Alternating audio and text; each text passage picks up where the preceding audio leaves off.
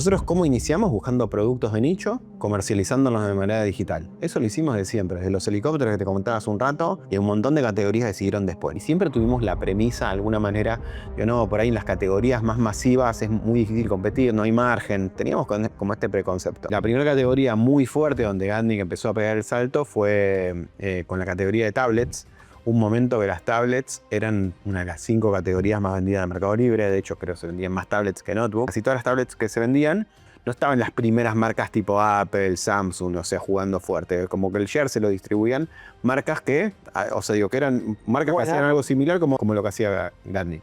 Entonces nosotros lo que hicimos ahí fue toda una estrategia de desarrollo de producto que nos diferencia en el canal digital y desarrollamos productos con valor agregado diferencial que podamos resaltarlo en los listados para comercializar en el Mercado Libre. No sé ni idea, bueno, salían, no sé, los eventos, venía Navidad, era tablets, era como casi que era la categoría que más mostraba. Bueno, nosotros con una estrategia, nosotros lo que hicimos es en vez de vender la tablet que vendía todo el mundo y competir por precio, que esto te lo digo, puedo conectar seguramente con otras cosas que salgan. Claro. En vez de desarrollar una tablet para competir por precio, nosotros decidimos hacer una tablet que tenga valores agregados. Una cosa es hablar de ventas dentro de lo que es el mundo del e-commerce, dentro de lo que es Mercado Libre. Otra cosa es venir a la empresa número 1 de ventas en Mercado Libre, en e-commerce y no sé en cuántas cosas más, para poder entrevistar a uno de los fundadores de Vidcom, Gatnik, etc. Bien, un gustazo. Bienvenido.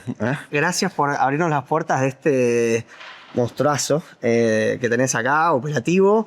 Nada, realmente es un honor. Hay veces que, por lo menos en mi caso, uno imagina, ve operaciones, debo tener mínimo 50 productos de Gatnik, y es como que uno minimiza quizás qué significa, qué hay detrás de ese producto que uno usa a nivel cotidiano. Entonces nada, te vengo primero, antes de que me muestres un poquito qué haces, quiero que te presentes a la cámara, pero sin etiquetas. ¿Te animás? Perfecto. Dale. Hola, soy Juanpi, tengo 43 años. Un adolescente, estás todavía dentro de la adolescencia, ¿no? Soy padre de 3 hijos, Wow. casado con Flor hace 13 años. Wow. Bueno, amante de la vida. Qué lindo, qué lindo, qué lindo. Bueno, escúchame, un poco para tirarte flores, porque a mí me gusta arrancar las entrevistas un poco así, quisiera que me muestres dentro de lo que es la parte operativa. ¿Te parece si pasamos y vamos charlando un poquito de los procesos de la empresa? Perfecto. Vamos. Buenísimo. Juanpi, contame, ¿qué está pasando acá? Yo veo gente allá adelante, veo piqueo, veo computadoras, impresoras. Contame un poquito qué es esto. Bueno, acá en cada uno de estos escritorios, que hay 2 que en cada isla, están los puestos de trabajo donde preparan los envíos, traen los productos del depósito que tienen que salir, que les figuran en el sistema, y bueno, acá se preparan los envíos, se piquean, y después pasan a este sector donde son clasificados según las diferentes zonas. Si ustedes se acercan ahí dice, bueno, ¿no? O sea, digo, zona oeste, zona norte del río, bueno, tienen... Pero yo quiero decir algo porque sí. capaz que Sí. para la gente que no conoce tanto, porque uno habla de piqueo y de orden, ¿no? O sea, tenemos algo que se imprime, 750.000 productos allá, listos almacenados para piquear con una trazabilidad y demás, y acá no es poca cosa. La empresa es tan grande que tiene su propia logística. Por eso vos estás haciendo de empresa logística. Es como que acá termina una empresa y acá empezó la otra. Imagino que por corredor para optimización logística, ¿verdad? Sí. Tremendo. Nosotros organizamos todos los paquetes según grupos de códigos postales por zonas. Habrá alrededor de, no sé, 30 zonas. Y después estos paquetes se terminan de armar las rutas y se entregan a los choferes. Tremendo. Que vienen a retirarlos por ahí. Se piquean por estas ventanas. Y cada chofer se lleva, no sé, 15, 20, 30 paquetes según la ruta, la zona y el horario. Che, digamos, esto es solamente flex, ¿verdad? Por acá sale solamente No flex. estamos hablando de full. Todo lo que se entrega en el día. ¿Tenemos idea cuánto es el pico de un día que puedo procesar toda esta línea de flex de órdenes? El pico máximo llegamos a hacer, pico máximo. ¿Sí? 5.000 entregas en un día. Sí, ¿Todo con picante. logística propia o terminan tercerizando una parte? No, con realidad son choferes que trabajan para nosotros. Total, choferes contratados.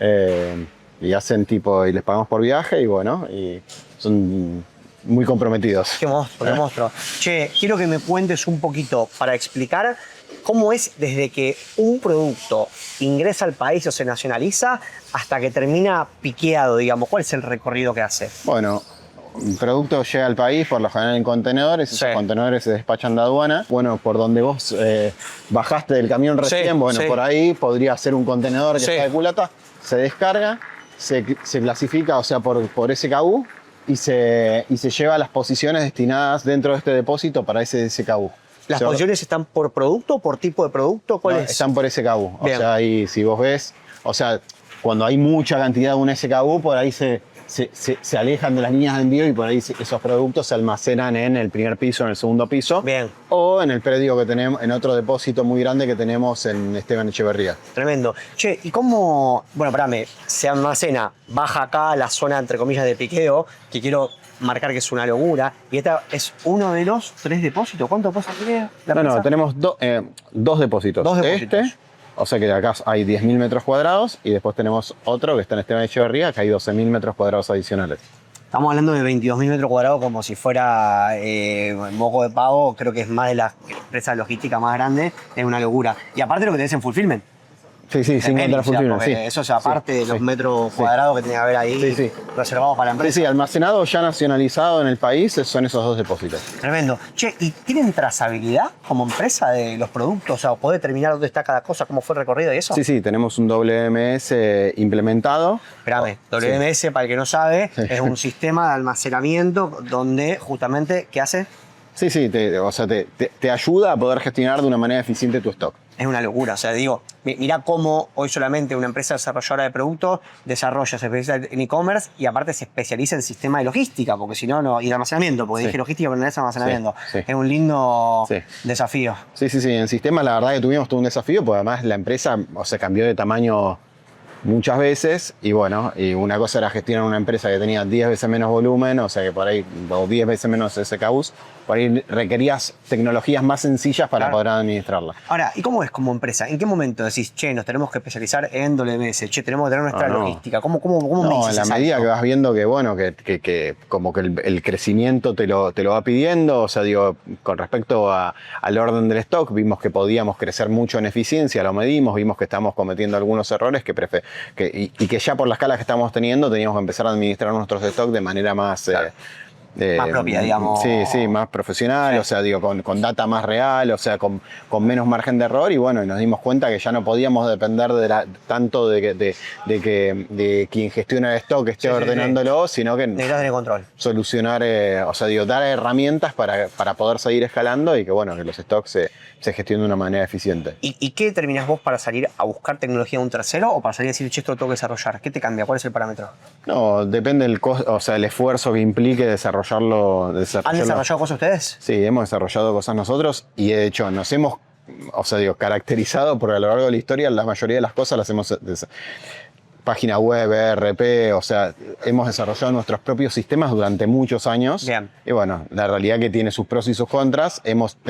Hoy entendimos que en algunas áreas, o sea, el negocio tomó tanta escala que bueno, que es muy difícil poder gestionar con sistemas propios, o sea... Una herramienta con ese detalle, con esa profundidad. Sí. Entonces por ahí encontramos ciertas soluciones que de pronto ya está hecho. Bien. ¿Qué métricas dentro de lo que implica toda esta nave y todo este monstruo son las que miden o son las que mandan? Las métricas, particularmente el stock, ¿te referís? Lo que sea. A ver, entiendo que acá tenés métrica de stock, de rotación, métrica de cumplimiento a nivel de entrega, ¿no? Porque, a ver, yo capaz que lo entiendo porque estoy dentro de tu ecosistema, pero tenés que tener un 100% de cumplimiento y eso tiene que medirse previamente, porque el cumplimiento no lo medís cuando le entregó el producto, sino que lo medís a medida que pase las operaciones que entran y que hay que procesar. ¿Cómo se maneja eso? Nosotros diariamente, a ver, métricas muy relevantes de acá al depósito. Bueno, primero es la velocidad con la que operás, la cantidad de productos que...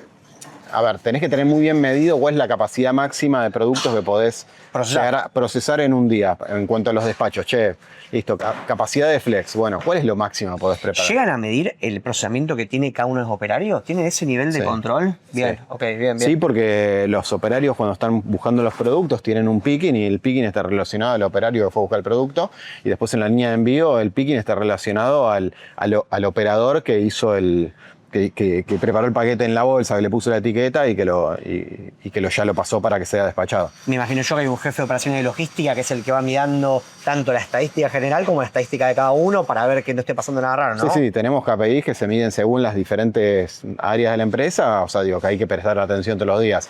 KPIs como cantidad pendiente de preparación, o sea, de envíos pendientes de preparar en el día, o sea, eso es clave, se ve a diario.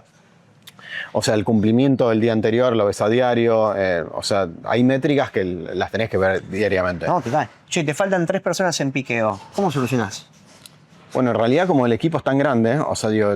Hoy en margen. Sí, tenés margen. En eventos especiales, que seguramente me lo vas a preguntar después, por lo general, a ver, en un hot sale, en un cyber, lo que nos pasa es que por ahí en esa semana vendemos el equivalente a 3 semanas, claro, por decir así, de grosso modo. Entonces, ahí lo que hacemos es nos preparamos varias semanas antes, o sea, y ya tenemos por ahí, contratamos personal eventual para poder reforzar. Sí, y capacitarlo por ahí 2-3 semanas antes. Para que sepan dónde están las cosas, para que sepan cómo es el proceso. No es que tomás a alguien y es... No quiero menospreciar ninguna tarea, pero hay que aprender un poco del know-how de la empresa para cómo se hace. Sí, reforzamos todo lo que podemos hacer previamente, ponerle productos ya etiquetados, o sea, que los productos más vendidos estén acá, alineamiento entre las diferentes áreas de la compañía que nos den los inputs sobre lo que creen que se va a vender más, bueno, todo eso, o sea, hace que nos podamos preparar previamente. Por ahí un hot sale lo estamos preparando muchos meses antes, porque empieza ya de por sí. Tenés que tener el stock viniendo en el barco. O sea, en cuando te caen los stocks, digo, che, porque no es lo mismo, o sea, no es lineal, entonces, bueno, asegurarte que, o sea, digo, tenés el stock para que, che, nosotros no es que termina Cyber...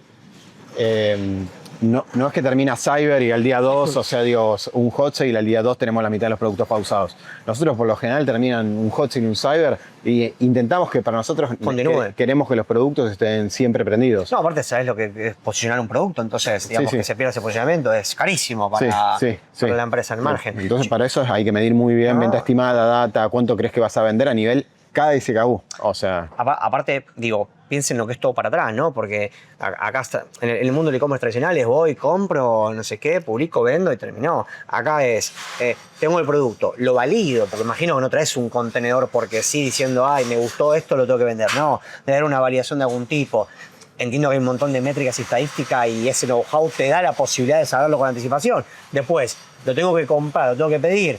Todo el tiempo hasta que se produce, hasta que ingresa al país, lo tengo que meter acá y después lo tengo que ver cuánto va full, cuánto queda en flex, cómo es la operatoria dentro de cada unidad. Es un despelote porque... Atrás de todo eso tenés un montón de procesos que, bueno, que nada, que hacen gestionable ese crecimiento. Ya es normal, quizás, o sea, todo tiene un flujo. Digo, en la medida que nosotros decidimos desarrollar un producto, bueno, por ahí lo más... O sea, una vez que ese producto llegó al país, va a llegar con ciertas premisas de venta estimada. Meses de stock y toda la pelota. Sí, y después entra en la rueda y si el producto, o sea, es sano, es rentable. Más rápido de lo que vos decías, hay que salir a reponer más rápido o vas a manejar el precio, un montón de variables que imagino que hay que contemplar. Entonces no es tan fácil, no es que compro pizarrones y vendo pizarrones. No, hay 1000 métricas, o sea, por ahí o sea, hay 1000 reglas, métricas, procesos que nos hacen o sea, digo, poder gestionar este negocio que tiene, no sé, 5000 SKUs, o sea, si no es ingestionable. No, hay 5000 métricas, 5000 de todo, 5000 por canal, 5000 por lo que se te ocurra. Che, y hoy, ¿cuál es? ¿Qué es lo que más te preocupa a nivel, no sé, rentabilidad del negocio? ¿Dónde está el quilombo? ¿En los stocks, en la previsión, en los márgenes, en la operatoria? ¿Dónde pensás que es el mayor problema que tenés hoy? No, bueno, todo el mercado está muy cambiante. Total. O sea, digo, por un montón de razones. Entre ellas, bueno, hoy es mucho más fácil importar, o sea, hay más competencia en el mercado. Y por ahí también es verdad que...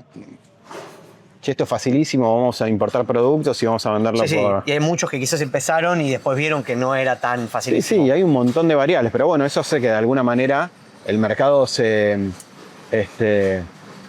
vuelva más competitivo y de alguna manera hay mucha gente que de pronto se quiere salir dijo, bueno, quiero hacer un emprendimiento, quiero probar y vender el producto X. Y después se nota que no es tan fácil, o sea, digo, y cuando te das cuenta y haces bien la cuenta y viste, o sea...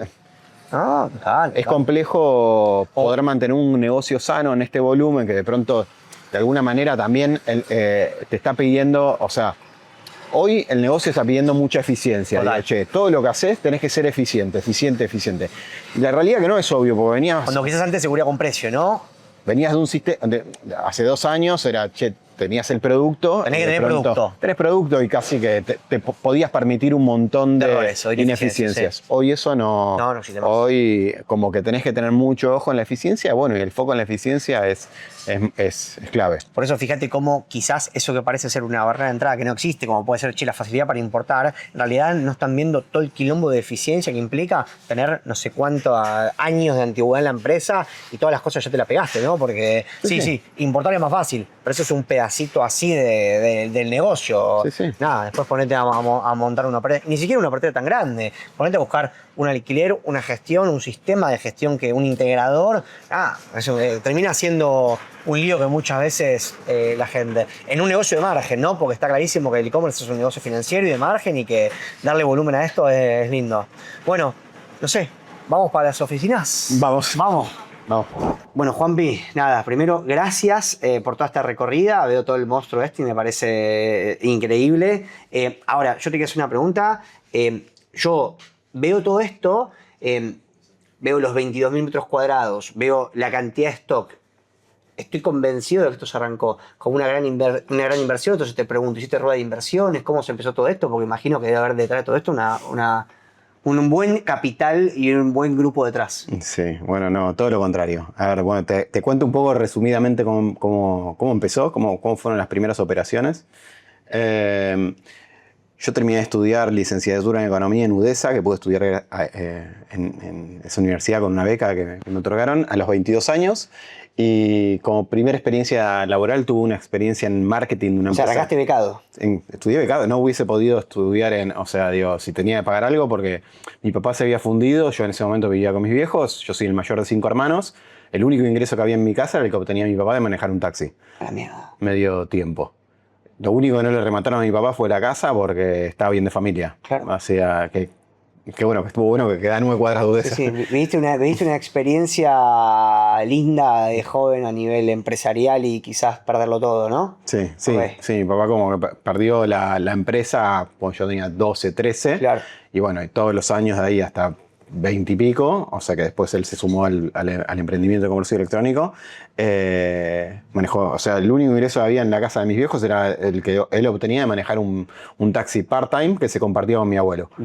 Bien, ok. Bueno, buen desafío. Y entonces, ¿cómo llegaste a...? No, bueno, terminé estudié en UESA con una beca que me permitió cursar sin poder pagar matrícula. Me recibí licenciado en Economía a los 22. Tuve una primera experiencia. Algo que me pasó cuando terminé de estudiar es que muchos de los trabajos que solían elegir mis compañeros licenciados en Economía a mí no me atraían, a mí me gustaba más el mundo de la empresa, el mundo empresarial. Y bueno, tuve una primera experiencia trabajando en una compañía de consumo masivo en el equipo de marketing. Mirá. Y esa experiencia duró 1 año y después trabajé a mis 24, entré a trabajar a una compañía de comercio electrónico que era de remate.com. Sí, de acuerdo. Que era la competencia de Mercado Libre en ese momento. Esto año 2004, 2005. 2005 era. Nadie sabía nada de comercio electrónico. Otro mundo era, o sea, otra cosa, no. De hecho, cuando vi el anuncio, no sé, no me acuerdo cómo se llaman los portales estos que aparecían en los anuncios, decía de remate, compañía de comercio electrónico, yo no sabía ni lo que era. Claro. Apliqué y antes de la entrevista entré a la página para ver qué era, porque no tenía ni idea, nunca había comprado nada. No. De hecho, la mayoría de la gente en ese momento, o sea, la gran mayoría de la gente, o sea, digo, no había comprado, no era tan común. Sí, bueno, entré de remate, dije, entré a trabajar para el equipo comercial y me puse en modo aprendiz. Rápidamente me di algo que me atrajo mucho, es ver otros gente que era emprendedora que ya empezaba a usar la plataforma para comercializar sus productos, sus ideas. Y bueno, y algo que me atrajo un montón, digo, esto está buenísimo porque de pronto vi como una herramienta, vi el potencial de una herramienta que te permitía emprender con muy poco. Claro. En ese año, pensá que, smartphones no había, la gente no pagaba con tarjeta de crédito poniéndolo online, No se podía elegir efectivo y coordinabas con el vendedor, ¿o no? Sí, pasaban a retirar, como era otro formato de comercio electrónico, pero era algo que vos podías empezar desde el living de tu casa. Claro. Y eso a mí me atrajo un montón, porque podías pensar en abrir un local, pero ya abrir un local es una inversión muy grande. Gastos, estructuras, entiendo. Puedo empezar un negocio desde el living de mi casa. Digo, bueno, ¿y esto funcionará? Bueno, empecé al principio vendiendo algunas cosas que estaban tiradas en la casa de mis viejos. ¿Te acordás del primer producto que vendiste? Y empecé a vender, vendí, mira, mi papá en el negocio ese fue, mira, no fue el primero, pero fue el primer producto significante. Bien, bien. O sea, a mí me cortaban el teléfono, me cortaban, no sé, a veces no llegaban a pagar la luz, o sea, digo, como que estaba, no tenía teléfono, o sea, digo, como, que no, o sea, llegábamos muy con lo justo en casa. Pero teníamos en el garage de casa, había unas bombas trifásicas que eran del laburo anterior de mi viejo que se lo remataron. Claro. Que dijo, antes que me lo rematen, bueno, estas bombas de la instalación de Valen incendio, algo. me las llevo, pues valen algo. Bueno, estuvieron 8 años tiradas en el garage de casa, o sea, esas bombas acumulando polvo. Dije, bueno, a ver qué pasa. Primero me fui a todos los negocios de bombas que quedan en San Telmo a recorrer a ver si alguno me compraba, alguien me hacía una oferta digna por las bombas. Yo sabía lo que salían más o menos nuevas. Espérame, ¿qué fuiste con una foto si no habías más? No, tenía la marca y el modelo. Ah, ok, fuiste a decir tengo esto. Sí, tengo Claro. esto, está nuevo porque nunca se usó, o sea, estuvo instalado porque nunca viniste, yo sé Claro. que esto nunca se usó, están inmaculadas. Ponés, no sé, salían $5.000 nuevas. Me ofrecieron 400, dije, Claro. esperá, no sé, no te las voy a vender por 400. Claro. Dije, voy a probar qué pasa si las publico en internet. Bueno, les saco una foto, las publiqué a la mitad de lo que valían y las vendí en 15 días. Tremendo. Para ese momento, tremendo. Era lo que mi viejo ganaba, o yo más o menos ganaba lo mismo en mi primer laburo, Claro. eran mis primeras experiencias de laburo, eran 2 meses de laburo. Claro. O sea, que fue, o sea, digo, por hacer la acción de publicarlas en internet. Dije, che, esto es una bomba, bueno, empecé, le tomé el gustito, las cosas que estaban por ahí que estaban al pedo en casa, dije, Desvalijaste la casa, vamos a básicamente. monetizar lo que podamos. Sí, o sea, digo, de hecho tengo un montón de anécdotas así de productos, pero un montón de cosas que estaban ahí de manera inservible, o sea, digo, que eran casi basura. Sí. O sea, digo, y Le pusiste valor y encontré salió. muy buenas oportunidades. Dije, bueno, pero hasta ahora es algo que no me cuesta nada, que está acá en casa. Lo primero que compré para revender, o sea, digo, fuimos con mi viejo a una feria americana. Le dije, vení, acompáñame, que quiero ir a esta feria. Fuimos a una feria americana y en la feria americana veo una mesa ratona que voy a dar la referencia en términos de días de laburo, porque ya peso no tiene sentido. La mesa ratona... Me gusta cómo manejás la métrica, ¿viste? O sea, el término de día de laburo. Como si fuera La normal. mesa ratona salía lo que yo ganaba en 2 días de laburo. O sea, Tremendo. digo, pedían eso. Me gusta. O 2 días de mi viejo manejando el taxi. Sí. Y me acuerdo que yo tenía, bueno, 25 años, o sea, nunca había hecho una inversión de algo para revender. Claro. Dije, mira, no había smartphone para chequear el precio de la mesa. En internet una mesa que estaba buena, tenía una base de piedra, tipo como toda una plataforma de cristal. Digo, mira, para mí esta mesa la podemos revender por lo menos en 8 días de Sí, laburo. porque hoy es como que uno parametriza todo el toque, ¿viste? Sí, en sí. ese momento, Sí. y qué sé yo, cuánto vale, ¿no? Claro, no había referencia. No, o sea, no. digo, vos ibas a un negocio de compraventa y te X, mataban. lo que tipo, quería, sí, claro. sí. 8 días de laburo, dijiste. Dije, sí. Bien, No, bueno. y mi papá me dice, no, ¿te parece? Y como con mucho miedo, dije, yo lo que me acuerdo que en ese momento lo que pensé, dije, mira, yo creo que nos tenemos que animar a comprarla porque a lo sumo perderemos 2 días de laburo. Pero Bien. la experiencia que vamos a obtener por habernos animado a hacer esta inversión vale mucho más que 2 días de laburo. Así que bueno, compré la mesa, la cargamos la cargamos y nos la llevamos, la publiqué y Por bueno. margen, por 4, bien. Y fue por margen. Sí, de hecho se vendió más o menos a 8 días de laburo. Bien. Ese fue el primer producto que compramos para revender. Y después, bueno, las primeras inversiones fueron así, teníamos muy poquito capital, o sea... ¿Teníamos era porque estabas con tu viejo en No, eso? al principio, o sea, yo de alguna manera, todo lo que empecé a emprender, yo vivía con mis hijos, digo, che, me encantaría que mi papá vuelva a ganar confianza en Para sí que mismo. vuelva en sí, ¿no? Che, el comercio electrónico, y bueno, empezamos a ir a las ferias americanas, bueno. Y después, yo en el laburo, o sea, y encaré con él todo un negocio de compra-venta de productos usados, que estaba buenísimo, hice un montón de cosas y nos fue bien. Y al poco tiempo ya ganaba mucho más con lo que hacía de compra-venta que lo que hacía en mi laburo de relación de dependencia. Total. Eh, ¿En qué momento decís hago el corte? no, bueno, y en el paralelo, empiezo, que acá hay otro paralelismo, de remate yo ya estaba 8 meses, hace un año había entra para trabajar un compañero, yo manejaba casi todas las categorías de remate Chile. Entra a trabajar un compañero para el mismo equipo que estaba yo, Joaquín. Nos hicimos ultra amigos y él me dice, che, y mi jefa me dice, capacitalo, y me dice... Bueno, capacitado. Yo le dije, era un pibe que también que estaba reformado, había estudiado en la UCA, Administración de Empresas, me pareció re piola. Y el laburo que nosotros hacíamos en esta etapa tan temprana del comercio electrónico era fácil. La verdad que no era tan desafiante profesionalmente.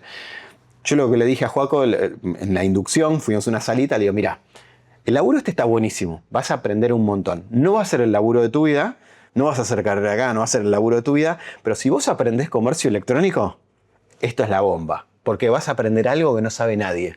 Acá hay muchas de las pocas personas que saben algo de comercio electrónico. Entonces vos tenías en un lugarcito así, porque la otra mitad estaban en Mercado Libre. Claro. O sea, digo, que sabían de SEO, sabían de AdWords, que sabían de pauta digital, que sabían cuáles son las métricas que hacen que un producto convierta bien. Bueno, y yo con mucho perfil analítico, o sea, bueno, como que siempre le di mucha bola a eso. Bueno, fue como miraba, bueno, nos hicimos amigos, o sea, antes de ser socios nos hicimos amigos y bueno, empezamos en estos viajes de que íbamos a Chile, buscamos productos para revender que no estén en Argentina. Nosotros íbamos a Chile a capacitar a los vendedores de la plataforma, pero en realidad los pibes sabían 100 veces más que nosotros. Pero bueno, me decían, decirles que contraten destacados y métodos de promociones. Y los vendedores tipo la tenían re clara, ¿no? Claro. O sea, yo era un pendejito de 25 años que nada,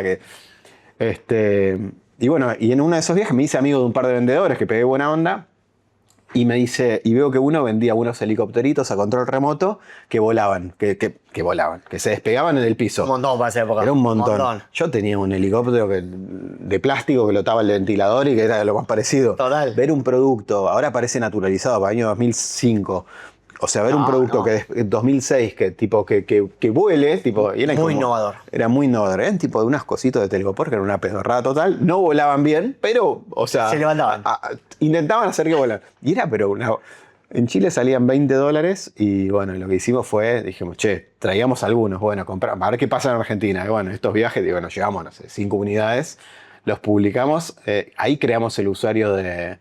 Digo, no, bueno, con Joaco ya empezamos a charlar esta idea de, bueno, pero hagamos algo. Yo hacía lo de compraventa de usados. Digo, che, hagamos algo de nuevo, porque esto tiene, o sea, digo, no tiene tanta escala. Quiero recrear esa charla hoy, boludo. Quiero recrear esa charla con Joaco hoy 2026, con algún helicópterito actual. Sería espectacular. Esperá, y me dice, ¿y cómo le estábamos en el laburo? Digo, che, ¿cómo le ponemos al usuario? Y me acuerdo que había un usuario en Chile que se llamaba Epcom. Mirá. Y algo que no me contaba este usuario siempre es que como que su nombre estaba bueno porque la gente lo relacionaba con una .com, entonces, claro. O sea, digo, como que le dio mucha fuerza a esto. Entonces dije, bueno, me gustaba esto que termina en el com, sí. Y en ese momento estaba muy fuerte eBay y en eBay está el formato subastas que apuestas, es Bid. Sí. Y de ahí salió Bitcom. Me encanta. Se le ocurrió a Joaco. Ahí le pusimos, bueno, Bitcom, bueno, el nombre de quién ponemos el usuario, lo puse a nombre de mi viejo, porque tipo, por lo menos no tenía tanto compliance, ¿viste? Total. Y bueno, los helicópteritos estos los vendimos re bien, esos 5, no nada. Al viaje siguiente viajamos con una valija así, nos trajimos 35. No la aduana. O sea, ya sabíamos que cuando volvimos de Santiago, la aduana nadie te preguntaba nada, así que bueno. Listo. Igual pasamos con un poco de miedo, pero pusimos todo lo que, no sé, digo, $400 era todo lo que teníamos. Y bueno, y resulta que, bueno, los trajimos y los vendimos re bien y bueno, ya ahí empezamos a entusiasmarnos, porque yo digo, che, si con el poco tiempo que le dedico los fines de semana a este negocio o en mis tiempos libres a este negocio, ya me va tan bien, con los usados me iba recontra bien. O sea, en comparación a lo que ganaba en relación de dependencia, por ahí era por 5, por 6. Claro, pero ahora el mercado del usado era individual, digamos, porque era comprar eso y vender eso. No podías hacer algo de escala de volumen, era uno por uno. Pero yo en ese momento, que no tenía experiencia empresarial, no había quedado entre emprendimiento, que tenía, o sea, muy poco capital para invertir, o sea, que eran lo que había ahorrado de los salarios, que en ese momento en dólares ganaba $700, una cosa así, era muy poquito. Bueno, los salarios con lo que había podido ahorrar de los salarios era como que digo, bueno, es algo que de pronto, qué sé yo, y empecé a comprar cosas que compré, no sé, uno me llamó un fin de semana, tengo un piano para vender. Y por ahí el piano gané 3 meses de laburo con la rentabilidad de un piano. Bueno, y eso me empezó a entusiasmar, me empezó a gustar. Y bueno, y en cierto momento le digo, che, Joaco, escúchame, Joaco tenía 4 meses nada más de compañía, yo ya llevo 1 año y medio. Le digo, escúchame, ¿Tiene edad? Tiene 1 año menos, Joaco. Joaco me dice, estábamos como en edades muy similares, teniendo nuestras primeras experiencias de laburo, los dos recibidos hace poco. Sí, macharon. Sí. En cuanto a valores, o sea, digo, la realidad es que hablamos mucho, antes de hablar de negocios, hablamos de espiritualidad, hablamos de cómo, cuál es nuestra concepción de Dios, cuál es el propósito de la vida, cuáles son las cosas que planifican nuestro espíritu, antes de pensar en vender los helicópteros. Entonces, eso es de alguna manera que cuando vos haces algo con alguien, o sea, ya vibrás en otra frecuencia. Entonces, nos hicimos amigos, somos muy amigos, o sea, además de... Al toque empezamos a vender los helicópteros, ¿no? Obvio. Pero bueno, le digo, che, yo voy a... Juaco, mirá, yo me voy a renunciar porque quiero dedicar el 100% de mi tiempo a este negocio. Me dice, no, pero no me dejes solo, yo también quiero renunciar, me dice. Viernes, o sea, digo, no, pero esperá, bancale un poco más, boludo. Porque como destruimos el sector de la empresa. Vos acabás de entrar, boludo, bancale un poco, digo, porque digo, yo, si nos vamos nosotros dos no queda nadie. No, claro. Digo, yo tenía como... Tomemos un junior más, ¿sabes? Estábamos nosotros dos en Argentina y nuestra jefa. Y después estaba el gerente comercial que era de todos los países. Bueno, y me dice, le empiezo a hablar por Messenger a mi jefa, que en una isla de 3, le digo, viernes 5 de la tarde, 5:30. Le digo, escúchame, Juli, quiero hablar con vos un poco. ¿Tenés 5 minutos que necesito decirte algo? Y me pone que sí. Y Joaco ve la jugada y le empieza a escribir también, que quería hablar también. Entonces, bueno, nos terminamos 5:30 de la tarde juntando los tres en una salita. Yo le digo, bueno, Juli, vos sabés que esto no es novedad, que yo estoy haciendo negocios por mi cuenta y quiero dedicar el 100% a este proyecto, con lo cual en un mes dejo de trabajar. Y me dice, bueno, me lo re esperaba, me dice. Y ahí se percata Joaco, ¿y vos qué? ¿Vos también te vas? Sí, yo en 15 días. Tipo, bueno, y así fue, tío, hombre, bueno. Y así fue, y eso empezamos, o sea, al principio yo de la casa de mis viejos en Victoria, o sea, digo, viví con ellos después por lo menos 2 años más. Che, espera, ¿en qué momento pasás del usado al nuevo? No, convivieron los negocios, el negocio usados, de hecho, lo seguí como 5, yo estuve como, déjame pensar en los años, como 5 años más. Porque, claro, no, o sea, durante los primeros años era más rentabilidad que el negocio de nuevos Bitcoin. Pensá que tuvimos, o sea, había que ver cómo importar, había un montón de trabas que nosotros no teníamos resueltas, con todas las informalidades que también tenía un año 2007. Sí, la Argentina en ese momento, que era total. Que uno se olvida, ¿no? Pero no. Era, bueno... Entonces estaban los dos negocios conviviendo en paralelo. Yo, o sea, el negocio a mi viejo al toque, yo algo que siempre quise fue, bueno, como que mi viejo, como te dije al principio, como que vuelva a ganar confianza en sí mismo. Yo renuncié creo en octubre, mi viejo en noviembre también dejó de manejar el taxi y le empezamos a dar fuerza a este negocio muy enfocado en compraventa. Después en paralelo empezamos en paralelo lo de Bitcoin. Al principio mi papá estuvo y fue parte. Y después, bueno, o sea, mi papá tuvo un periodo medio difícil, él tuvo muchas adicciones a lo largo de su vida, bueno, y hasta el año 2000, déjame pensar que lo quiero decir bien, hasta el año 2012 él tuvo muchos problemas de alcoholismo. Yo en el año 2009 dije, o sea, mi propósito era de alguna manera es que vos, o sea, logres confianza en sí mismo, yo te dejo el negocio usado, yo me abro, acá está. Pero yo necesito ser libre y seguir con el negocio de Bitcoin con Joaco, que eran los que le dedicamos energía diariamente. ¿Y sentís que, digamos, ese vínculo paterno, ese linaje, te potenció para que explotes o te era una responsabilidad que cargabas y que tenías que vos ayudar a tu viejo para colaborarlo? ¿Cómo lo viviste eso? No, a ver, yo sí desde chiquito me puse un poco la capa de superhéroe, o sea, digo, porque en casa... en casa es como que, bueno, o sea, hubieron unos problemas, o sea, digo, mis papás tuvieron muchos problemas de adicciones, o sea, digo, de toda la vida. A mis 11 años mi papá se interna, o sea, digo, porque tenía adicciones a las drogas, o sea, bueno, se interna. Mi mamá también tenía problemas, o sea, digo que... Y bueno, yo yo iba a un colegio parroquial de la zona, o sea, fue muy difícil para mí de pronto, y todo lo que trae aparejado eso, ¿no? Porque digo, no es solamente el consumo de una sustancia, sino lo que tienes que traer aparejado malas amistades, malas juntas, malos ejemplos, desvirtuación de lo moralmente correcto. El que dirán. Infidelidades, bueno, sí, además en el colegio sabían todo. Yo, o sea, imagínate que teníamos misa una vez por semana y yo era el hijo de... Claro. Fue muy difícil. O sea, y bueno, y en ese momento, bueno, yo tuve un periodo de rebeldía bastante fuerte hasta mis 15 años. A mis 15 años o está cursando, me quedan 3 años para terminar el secundario, digo, o sea, no sé, hice un clic por medio de gente también que me ayudó mucho, profesores, o bueno, mi mejor amiga de ese momento, mis abuelas, mis hermanos, o sea, como que si bien son más chicos, siempre fuimos muy unidos. Y bueno, y algo que a mí me pasó a mis 15 años, que me decís, ¿cuál fue el momento el punto bisagra más pronunciado de tu vida? Bueno, fue ahí, porque de alguna manera yo tomé conciencia de que si yo no me esforzaba, o sea, si yo no elegía mi propia estrella, o sea, digo, la corriente no iba por buen camino. Claro. Y elegí de dejar así, che, yo no quiero ser el hijo de, a ver, ¿qué pasa si me empiezo a esforzar? Claro. Por ser un buen alumno, porque me vaya bien en el colegio, porque me vaya bien en los deportes, por cuidarme a mí a nivel personal, por decirle que no a ciertas amistades, por decirle que no a cuando me convidan una sustancia. Digo, yo no quiero esto para mi vida. O sea, para alejarme de la gente que por ahí no me sumaba. Y bueno, en ese momento, a mis 15 años, yo tuve un cambio muy profundo donde pasé de ser el pibe bardero que lo querían echar y los que los padres del colegio no dejaban juntarse a ser el mejor promedio, llegué a la final de Olimpiadas de Matemática. Y nadie decía, o sea, sí, decían, che, dale, este pibe, el hijo de cómo hizo esto, dale, tipo.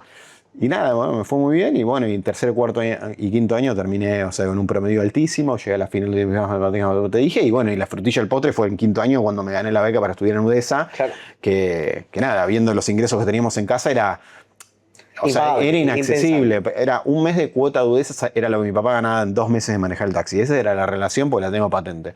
Era inviable. Mis abuelas me apoyaron. O sea, esto también, uno lo hace. Yo me esforcé un montón, pero bueno, en mi vida tuve gente que me apoyó un montón. O sea, en ese momento mis abuelas, o sea, me ayudaban con lo que podían y de pronto me daban guita por semana para que yo pueda comprar los apuntes de la facu.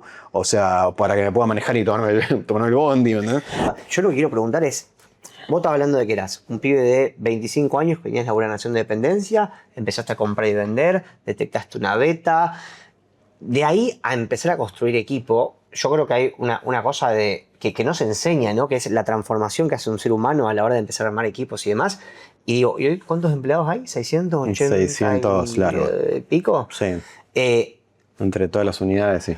¿Cómo? O sea, es una locura. O sea, 680 es mucho, pero digo, ¿cómo pasas de cero, digamos, ¿no? De esa historia a 680? ¿Cómo pasa en tu cabeza? ¿Qué transformación de mente hay en eso? ¿Cómo se hace eso? Yo creo que, a ver, son muchos años, no fue de un día para el otro. O sea, digo, yo me acuerdo, mirá, me acuerdo con Joaco estábamos en un asado y ya estábamos vendiendo, habían empezado a escalar las primeras ventas y ya empezamos a necesitar más manos. Y nos presentó a Gonza, que es que labura con nosotros fue la primera persona que se incorporó a Bitcoin. Me dice, che, Gonza se sumará, en breve lo sumo a Gonza o algo así, me dice, tipo, che, que ya necesitamos. Y ahí lo conozco a Gonza, que bueno, me pensaba que teníamos, ellos tenían 23, 20, yo tenía 25 y él tendría un año menos. Sí. Bueno, Gonza sigue hoy con nosotros, o sea, digo, me generó esa por ahí adrenalina al principio de, bueno, de empezar a necesitar más manos, ya no somos nosotros solos o no es la familia solo. Aparte uno no es el rey del entrevistado ni del recurso humano, es intuición, ¿no? O sea, termina siendo intuición y expertise dentro de lo que uno vivió. Sí, y lo vas aprendiendo sobre la marcha, lo vas perfeccionando. Al principio, nosotros te diría hasta la pandemia más o menos, es como que no teníamos procesos de contratación muy robustos. De hecho, hace 1 año y medio tampoco teníamos procesos de contratación muy robustos. Vamos mejorando conforme van pasando los años y bueno, y vamos viendo cómo no, o sea, no es que como fue fluyendo todo el proceso y fue escalando, no es algo que siento, bueno, a partir de acá siento adrenalina y antes no. O sea, digo, como que bueno. O sea, siempre como que el negocio superó mis natural que se fue dando. Sí. Che, ¿y miedos? ¿Tuviste miedo en algún momento? Por ahí en pandemia, cuando nosotros acabamos de alquilar este predio 2 días antes de que decreten la cuarentena, y por ahí ni bien salieron los anuncios, cerraban todo, dije, me generó cierta incertidumbre. Tuve como sensaciones de incertidumbre por momentos. No sé si llamarlo miedo, más incertidumbre. Digo, che, y esto, bueno, duró 48 horas, después a las 48 horas estamos repartiendo. Pero a ver, otros periodos así de incertidumbre fueron, qué sé yo, con cambios de gobierno, con políticas económicas tan contrarias, quizás, bueno, hemos pasado épocas de gobierno, nada, como... ¿Tuviste complejo para importar? ¿Tuviste líos para importar? Mira, siempre, sí, tuvimos un montón de líos para importar porque, digo, o sea, de nuevo, hubo muchos años que habían, o sea, gobiernos más proteccionistas que no son los actuales. Claro. Siempre pudimos de alguna manera ir gestionando, o sea, digo, ir gestionando los permisos de importación y como que fueron fluyendo, siempre pudimos gestionarlo. Muchas veces con mucha incertidumbre. La incertidumbre más grande que tuvimos fue en el año, creo que fue el 2022. Teníamos, cuando habían pasado, ya me olvido cómo se pronuncia, de CIMI a CIRAS, una cosa así, nosotros teníamos todas las CIRAS aprobadas para cubrir, o sea, digo, un montón de meses de venta, un montón de meses de importación para cubrir todo lo que teníamos producido y también con backups para poder cubrir, están aprobadas. Y el 23 de diciembre, o sea, digo, se nos revirtieron así, sorpresivamente, todas las CIRAS que estaban aprobadas, se nos las pasaron a estar desaprobadas. Yo con toda la mercadería viniendo, todo. Y bueno, eso me generó mucha incertidumbre, porque no hubo un porqué, porque se supone que un derecho adquirido no tenemos que sacar, bueno, nadie nos explicó nada.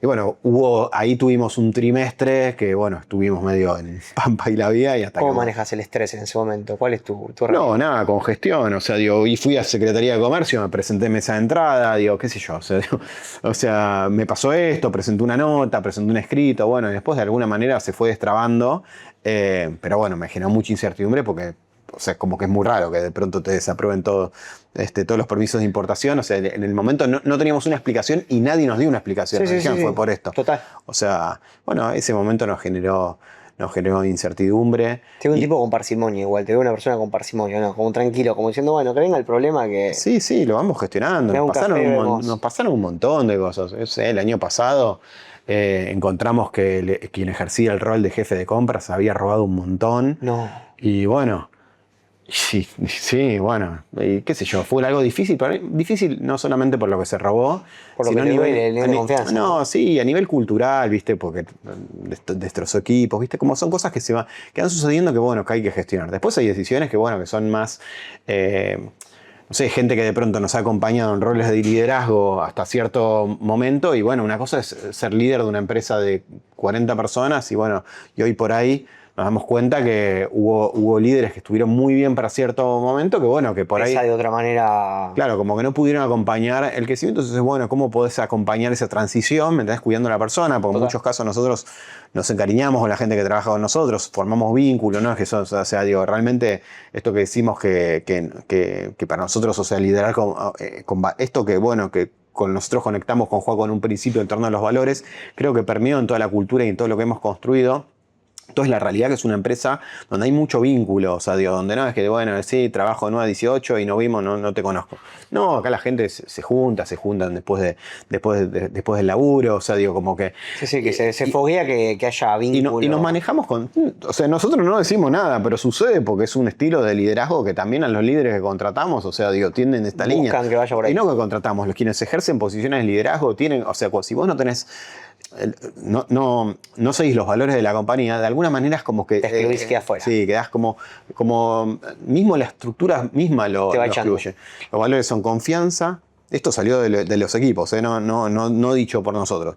Confianza, ¿qué pasa en Bitkom que hay una mística especial? Bueno, acá hay valores especiales, bueno, pongámosle nombres. Hicimos todo un proceso de diagnóstico cultural y salieron que los valores que nos representan son la confianza, por sobre todo, el compañerismo, la calidad humana, la efectividad y ahora estamos agregando agilidad. O sea... Tremendo. O sea, fíjate que los tres primeros valores que primero salieron es confianza, compañerismo, calidad humana. O sea, digo que te hablan... Sí, cuarto y quinto se podría decir que entraste en el negocio. Efectividad, o sea, digo sí, porque si no tengo una ONG, o sea, digo, che, o sea, una ONG igualmente tendría que ser eficiente también. Pero, sí. O sea, sí, y la agilidad, porque no estaba dentro de los valores, pero nos dimos cuenta, che, esto lo estamos terminando de codificar ahora, claro, o sea, esta capacidad de adaptarnos tan rápido. Y aparte, cuanto es más grande la estructura pierde la capacidad de agilidad, entonces que se ponga como ítem es decir, loco, entendemos que hoy somos un monstruo grande, pero tenemos que ser ágiles igual. Es innegociable. Y eso es espectacular. La agilidad es innegociable, no podemos perderla porque... Y está bien que se escriba, está bien que esté escrito y que se tengan claro, me parece bárbaro. O sea, obviamente obviamente que es más difícil tener agilidad siendo 600 y pico que siendo 20. Total. O sea, pero bueno, el desafío es qué podés hacer para, o sea, esto es un activo que no hay que perderlo. Esto que moviste 3 palancas y pudiste adaptar a los procesos y de pronto pudiste escalar la operación un 50%. Mira, te voy a poner un ejemplo. El depósito de Esteban Echeverría, sí, que tiene 12.000 metros cuadrados, creo que se armó en 3 meses. Una locura. Una locura. O sea, tiempo o sea, en 3 estaban los rasgos, en 6 estaba lleno. O sea, creo que en menos de 6, que fue, y está en la inauguración, está en las redes, que vino el intendente, o sea, digo, y eso lo podés hacer con gente comprometida, con gente que realmente, o sea, digo, no es... O sea, no solamente cabeza, no solamente no es decisión. solamente, no son los líderes, no somos nosotros que estamos ahí con la Matrix, no, nada, o sea, sin el equipo no haces nada. Totalmente. O sea, sin gente comprometida, que realmente confíe en lo que estás haciendo y de pronto, o sea, tenga la pasión para llevar esto adelante, no lo haces. 100% de acuerdo. Yo quiero tocar un tema, ¿sabes por qué? Porque a mí particularmente me pasó que en mi negocio de e-commerce, pandemia, fue como, yo lo creé en pandemia, lo creé, era así minúsculo y en pandemia me pasó que, de repente me di cuenta que podía vender un montón de zapatos por internet, ¿viste? Quiero que cuentes vos tu experiencia de cómo fue la pandemia, ¿no? Nada, arranca, contame vos tu experiencia en pandemia. Mira, nosotros llegamos a la pandemia a marzo de 2020, o sea...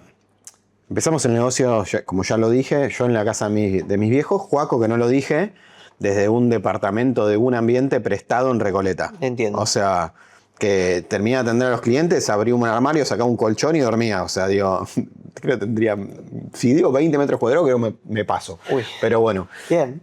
Nosotros fuimos escalando, primero alquilamos, cuando empezamos a escalar, la primera sucursal que alquilamos para seguir creciendo fue una sucursal en Microcentro, que era un departamento de 80 metros cuadrados que quedaba a 2 cuadras de Florida y Lavalle. Súper bien ubicado en ese momento. La realidad del peso de retiro en sucursal era muy grande, o claro, sea, era 70%, o sea, o más, o sea, era predominante el peso. Tenías que ir a retirar. Sí, sí. Y estar en Microcentro una bomba porque explotaba esa zona. Todo el mundo estaba lleno ahí. Bueno, fuimos creciendo, eso fue año 2009, ponele. Nosotros crecimos en esa zona y nos quedamos chicos. Bueno, alquilamos la oficina de al lado. No, nos quedamos chicos, alquilamos de arriba. No, nos quedamos chicos. Esto era un edificio de... O sea, digo, apto profesional donde convivía, había gente que vivía, después había oficinas. Típico edificio de Microcentro hecho para eso. Sí. Bueno, terminamos alquilando en este edificio, no sé, 5 o 6 oficinas. Después alquilamos una un poco más top a una cuadra para mandar a todos los equipos comerciales de marketing. Ahí ya hubo un salto, sí, sí. No, pero era, sí, rajaba la tierra lo de la otra. Y terminamos alquilando también un depósito que justo estaba, estas cosas que también a nosotros nos fueron pasando en el tiempo, a media cuadra sobre la misma calle en Microcentro, Florida y Lavalle, depósitos, 400 metros cuadrados. Y vos entrabas como a un departamento, parecía como, y en el hall al fondo había una puerta así ancha y había un galpón. Bárbaro. Tipo rarísimo. Bueno, estaba ahí. Y encima era de un amigo de mi viejo.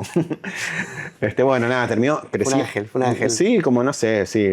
O sea, como. Pero bueno, era como un Frankenstein, porque teníamos depósito acá, otro depósito en Bellavista, 8 oficinas distintas, todos los equipos fragmentados. Bueno, había muchas ineficiencias por operar así. Entonces habíamos, ya estábamos entre los usuarios más grandes de Mercado Libre. Y algo que habíamos visto era. Necesitamos, o sea, queremos unificar, o sea, unificar fuerzas, o sea, operar, qué bueno sería que ya todo esto, o sea, todo lo que se entrega ya había empezado a crecer bastante y ya no era el peso que el 80%, 70% pasaba por sucursal, claro, sino que era el 30%. Poner. Sí, la logística se empezaba como a aceitar un poco, digamos, que fue el gran problema que hubo antes, que la logística argentina era imposible. Sí, ahí fue que empezamos a buscar predios para poder mudar a toda la estructura y dimos con este predio. Este predio lo alquilaban de manera fragmentada porque es muy grande, tiene 10.500 metros. Sí, sí. Entonces alquilamos, dijimos, bueno, nos encantó, lo negociamos, fue un periodo de negociación de unos meses y alquilamos la primera parte que eran 3.300 metros. Y la sensación fue, esto no lo lleno nunca. No, o sea, no lo lleno nunca más. A los 2 días, lo alquilamos recontentos, a los 2 días cuarentena. Pero a los 4 días, o a los 3 días, no, pero espera porque por esencial, lo que es el logístico está exento, o sea, podemos despachar por envío. Y ahí, bueno, se pusieron la 10 varios miembros del equipo, todo el equipo de logística y stock, te diría, que en ese momento todo el equipo de logística, serían 20 personas, 20 y pico personas, y empezaron al principio desde microcentro y en el medio empezamos ya a encarar la mudanza. No, al principio desde microcentro, porque no podía encarar la mudanza, tipo en pandemia, no me puedo mudar. No. Pero, o sea, digo, sí pude ser, o sea, digo, podía operar, sí, con envíos. Y desde este galponcito que estaba ahí en microcentro, claro, operábamos y fue como, claro, vimos como que nosotros ya estábamos bien a nivel facturación. Digo, che, yo por mí pongo primera y, o sea, digo, pongo, y que ande, lo pongo en automático y gane. Bueno, y esto hizo, che, la realidad es que el comercio electrónico, el crecimiento que iba a tener en los próximos años lo tuvo en un mes. Entonces, bueno, hubo que readecuar todos los equipos, estructuras, procesos, y hubo que moverse muy rápido. No, bueno, cambios de liderazgo, cambios de estructura. Yo no tenía gerentes, no tenía directores, claro. O sea, la estructura era como más, los líderes eran más líderes de confianza, o sea, pero bueno, como que... Sí, hay que dar el salto.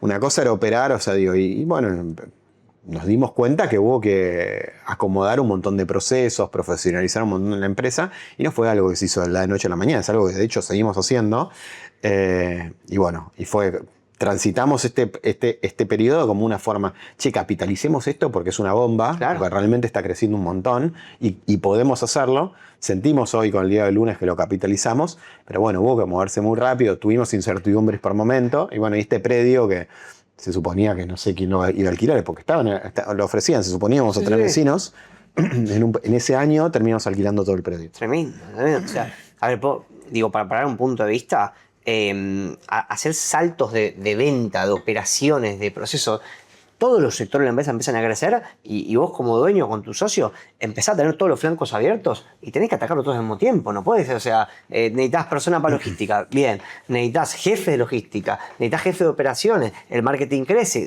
Realmente no.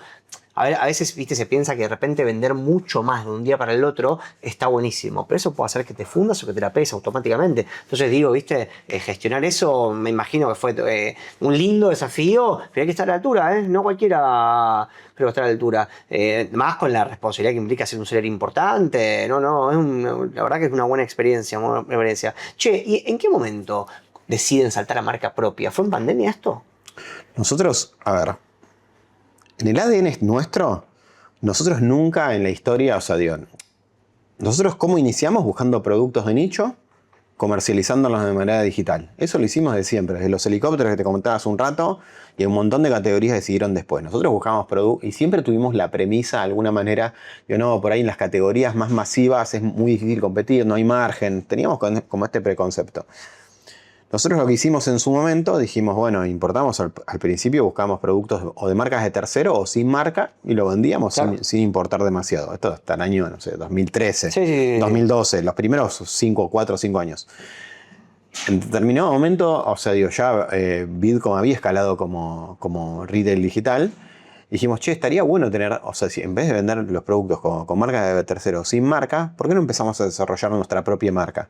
Y bueno, y ahí se nos ocurre, o sea, no fue dejar de hacer lo otro, o sea, dejar de darle bola a Bitcoin, no, dijimos, che, solamente creemos que hay que, o sea, Bitcoin es el retail digital, claro, o sea, y tiene foco en convertirse en eso, en explotar esto de retail digital.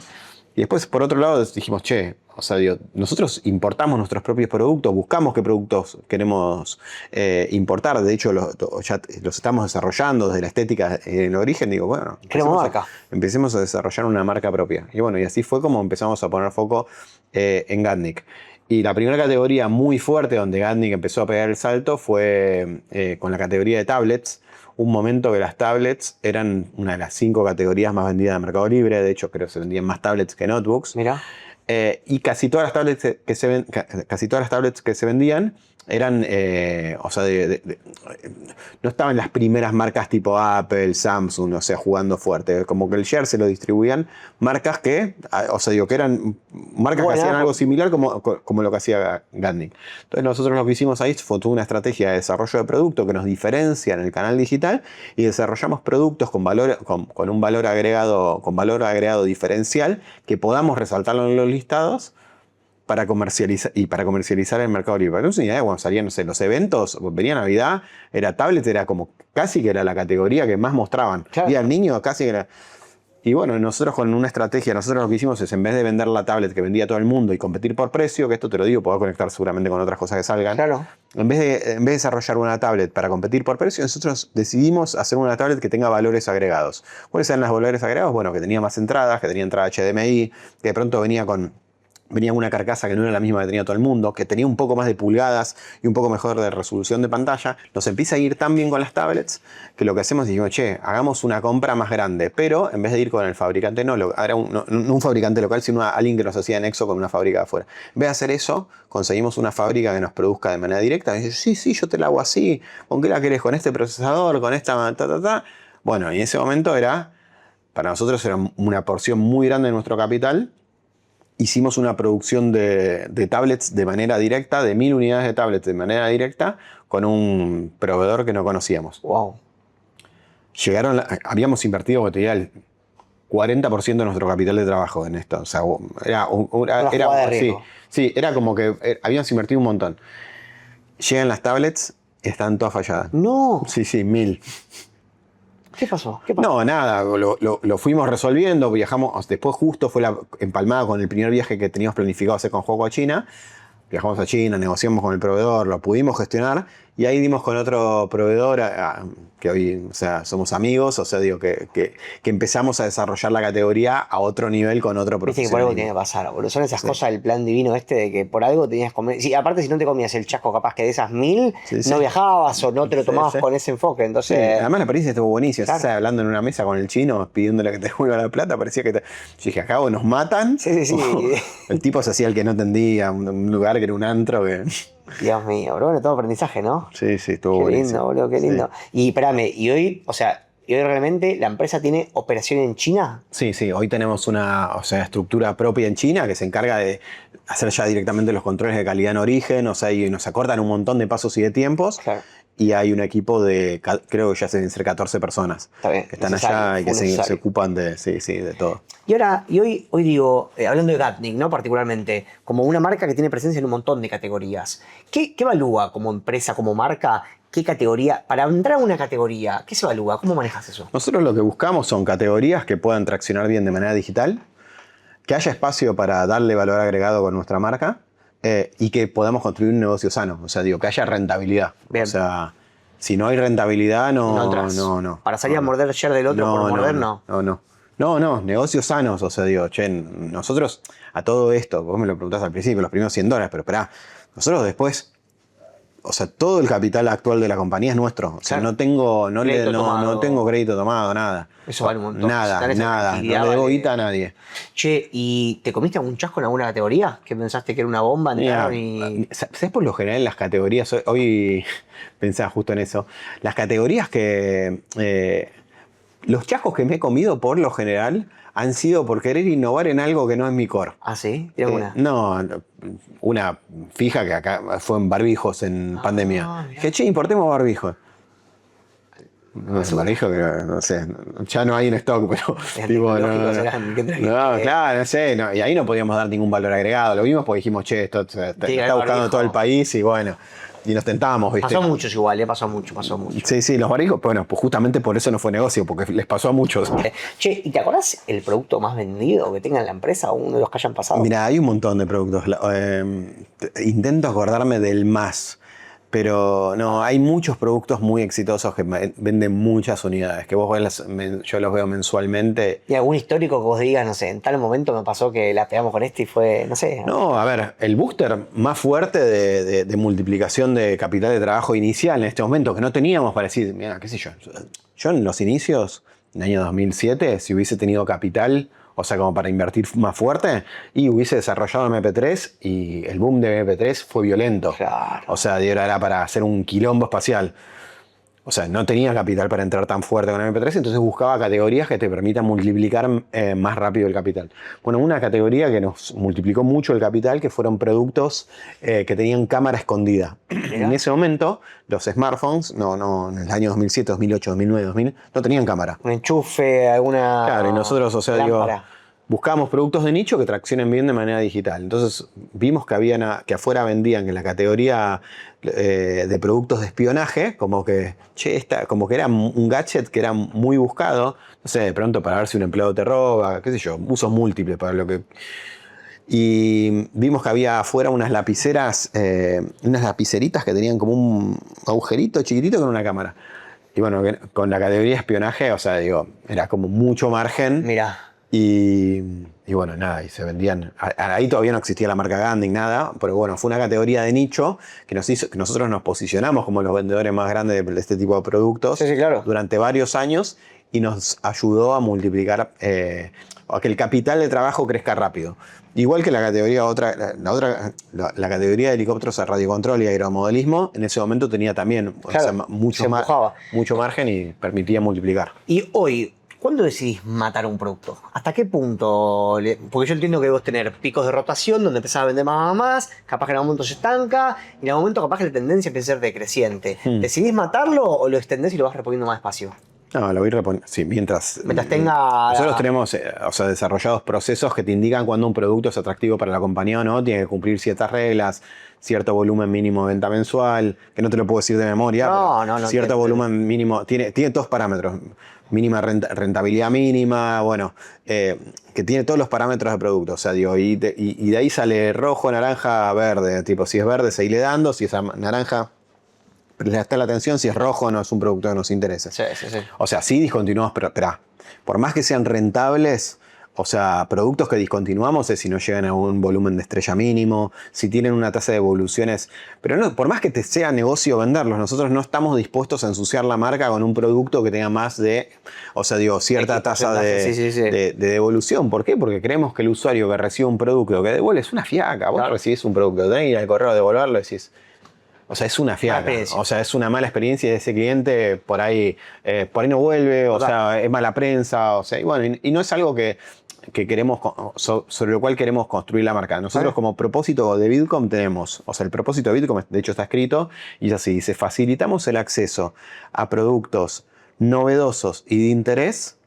Antes decía innovadores, pero en realidad no es innovadores la palabra, es novedosos. Facilitamos el acceso a productos novedosos y de interés, brindando una experiencia extraordinaria. Entonces, o sea, es eso lo que... Y toda la compañía lo sabe, y este propósito está en todos lados, y salió de la co-creación conjunta, lo votaron entre los dos líderes, bueno...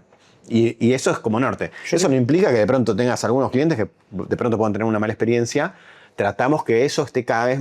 O sea, digo, che, ¿dónde más podemos mejorar para que la experiencia del cliente sea cada vez mejor? Estamos obsesionados con eso. No, por eso ahora yo, a ver, aparte soy fiel cliente de la marca y digamos, algo que hago es recomendar la marca, porque realmente creo que es una empresa que le da bola al producto. O sea, no solamente están pensando en el profit, sino que le dan bola a que el producto sea bueno y que no te están vendiendo por vender. Entonces, o sea, es validero, porque, a ver, el que está atrás de producción... ¿Sabes el quilombo que hay para que esto salga bien y que el cliente cumpla y mantenerlo y sostenerlo? Son muchas decisiones. Y aparte, imagino que hay muchas tentaciones, porque como decís vos, che, encontré un producto que puedo hacer por X muy bueno, pero capaz que tengo quilombo con la... No quiero, flaco, no, me encanta ese negocio, no lo quiero, paso. En cámara de seguridad, por ejemplo, por poner un ejemplo, que es una categoría donde hay un montón de competencia, nosotros podríamos bajar, pero violentamente el cost of FOB, o sea, poniéndole otro chipset, o sea, bajando un toque la calidad, y aumentaría nuestra renta abismalmente. Claro. Y no lo hacemos. Claro. No lo hacemos porque... O sea, y a veces pasa que igualmente tendrías reviews que estarían bastante bien. O sea, pero... Y así todos sabemos que ese producto no es un producto de... O sea, digo, que donde estamos dando valor agregado. Entonces directamente no transamos con eso y bueno... No, está buenísimo. Ahora mantener ese estándar... Bueno, creo que es lo que hace que tenga un crecimiento sostenido, ¿no? O sea, me lo imagino, digo, porque para pasar de esa cantidad a la cantidad que son hoy, creo que hay crecimiento sostenido. Che, ¿nunca evaluaron incorporar un socio? Porque yo me imagino en etapa de crecimiento, cuando uno tiene un capital ganado, y capaz que sí, mirá, detecto esta oportunidad, necesito X guita para no hablar de montos, y ¿por qué no se van a buscar? ¿Evaluaron eso? ¿Apareció? Mirá, no, la verdad que no. O sea, hoy la verdad que sentimos que no es que la compañía no escala más por un tema de no tener más capital. No, quizás en su momento, digo, quizás en sus inicios de escala, ¿me entendés? ¿Sabes qué es lo que nos pasó? Yo siento que siempre como que tuvimos el capital como para... Hoy con el lunes te digo los MP3, como te dije hace un rato. Sí. No sé si lo hubiese hecho en ese momento. O sea, digo, y capaz que te apegabas, ¿eh? Capaz que te equivocabas. Sí, puede ser. Por la ansiedad, por el Sí. probar rápido, Sí. por el... O sea, nunca tuvimos año a año como que con nuestro propio capital, o sea, digo, y reinvirtiendo utilidades, que lo hicimos durante los primeros 15 años, Claro. o sea, digo, reinvirtiendo, un negocio ultra rentable y bueno, Sin es embargo, lo que es porque reinvertimos toda la utilidad y no es que me compré, o sea, digo, salimos a comprarnos autos y, No. y lujo. O sea, digo, los dos llevamos vidas bastante... con Juaco llevamos vidas, o sea, Ok, bastante, sí, normales. normales. O sea, digo, nos damos el gusto que queremos, pero digo, nuestro placer, nuestro éxito no pasa por el tener, el che, cómo ostento, o sea, digo, como lo que hacemos es porque lo disfruto. Yo por lo general viajo mucho, o sea, digo, que después podemos entrar más ahí. Juaco por ahí le gusta estar más, o sea, digo, con su familia, y bueno, y disfrutamos mucho, pero no hacemos cosas que... Sí, che, que... yo tengo el mismo auto hace 7 años, Sí, o sea, sí. digo, o sea, lo cambié, pero tengo el mismo modelo, no es que, no sé, o sea, digo, vivo en el mismo lugar desde hace un montón, o sea, digo, como bueno, y tampoco es que me imagino, o sea, haciendo algo distinto, porque siento que lo que me planifica en la vida no pasa por tener más, yo siento que, o sea, no, ¿qué haría con más de lo que tengo? Lo mismo que ahora, o sea, digo, tipo, lo mismo. o sea, y lo mismo que hacía, o sea, creo que en el 2000 o hacía, al 2020 hacía lo mismo, o sea, digo, no hubo... espera, y entonces, en ese sentido, para nosotros, Involucrar a un tercero involucrar capaz que era cambiar un esa... tercero me da una fiaca, pero... Claro. O sea, porque es ponerme de acuerdo con alguien que no conozco. Explicarle mi vida entera para que tipo, conozca... tener que rendirle cuentas, tipo, no. O sea, de hecho, en el año 2020 hubo un boom de fondos de inversión que se metieron a comprar usuarios de Mercado Libre y marcas nativas digitales. Entre ellos había varios que le leías lo que querían comprar y básicamente que decían, tenés que ir a comprar a Gandhi David, como sea, digo. Claro. Y vinieron, o sea, ¿Apareció la oferta? sí, nos tocaron la puerta. Vinieron tipo, no, bueno, queremos comprarles el 51% de la compañía con la promesa que en 10 años te hago, o en 5, no sé, habían dicho en poco tiempo, no, sí, en 3 años creo que habían dicho, te hago multiplicar por 10. ¿Llegaron a evaluarla? Pero espera, tuvimos unas conversaciones porque nunca nos habían tocado la puerta para comprarnos. Y básicamente lo que le dijimos con Juaco es, espera, todo muy lindo, digo, pero ahora explica, porque digo, nadie regala nada, digo, explícame cómo vas a hacer para hacerme multiplicar por 10 en 3 años. Claro. No, porque te voy a hacer... no, porque nos empezaron a hablar unas cosas y digo, che, pero yo esto ya lo hice hace 8 años que lo hice esto. Y como que vimos que no tenía... Como que no hubo... Una que además, lo que hablamos con Joaco es ni en pedo te vendo el 51% para que tengas el control absoluto y tipo... Y estoy ahí, o sea, no. Con lo cual ni siquiera llegamos a escuchar una oferta. O sea, digo, en su momento le dijimos, mirá, creemos que en Argentina no nos vas a poder dar valor. Esa palanca. Sí, si ustedes tienen estructura y son fuertes en otros países de la TAM, o sea, digo, por ahí podemos hacer podemos hacer esto, pero dejando afuera Argentina. Porque en Argentina no vas a agregar valor. O sea, porque realmente sentimos que acá, no sé cómo me agregaría. No.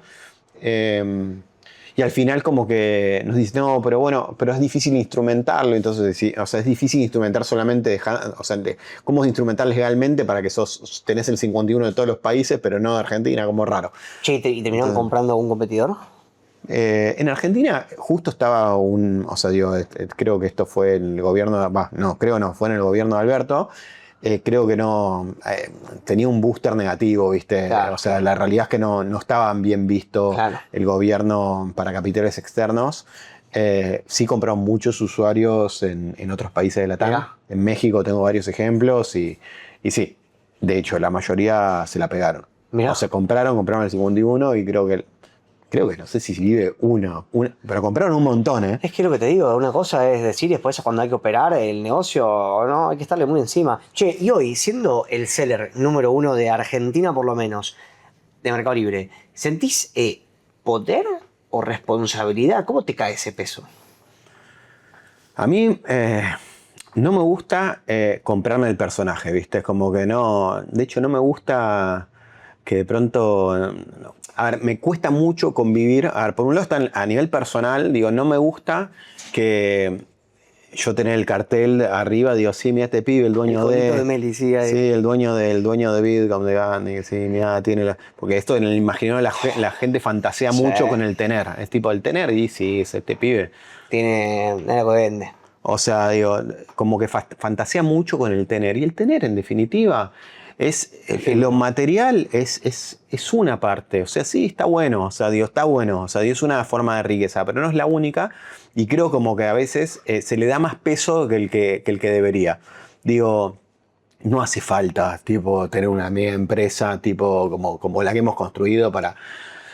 A veces es tipo, yo intento desvincularme de ese personaje y mantener mi simplicidad en pequeñas cosas. Qué sé yo, no sé. Nosotros ahora nos encanta ir a Patagonia. En Patagonia compramos unos lotes que nos significan mucho, que vamos en una playa que vamos desde que mis hijos nacieron. Y no tengo casa todavía ahí. Pero están los lotes. Están los lotes. Y como no tenía casa, agarré y me compré una casa rodante. Hermoso. La puse en los lotes, le hice un lecho ahí para que descargue el baño. ¿Me vas a pasar alguna foto? Sí, puse un baño químico de refuerzo.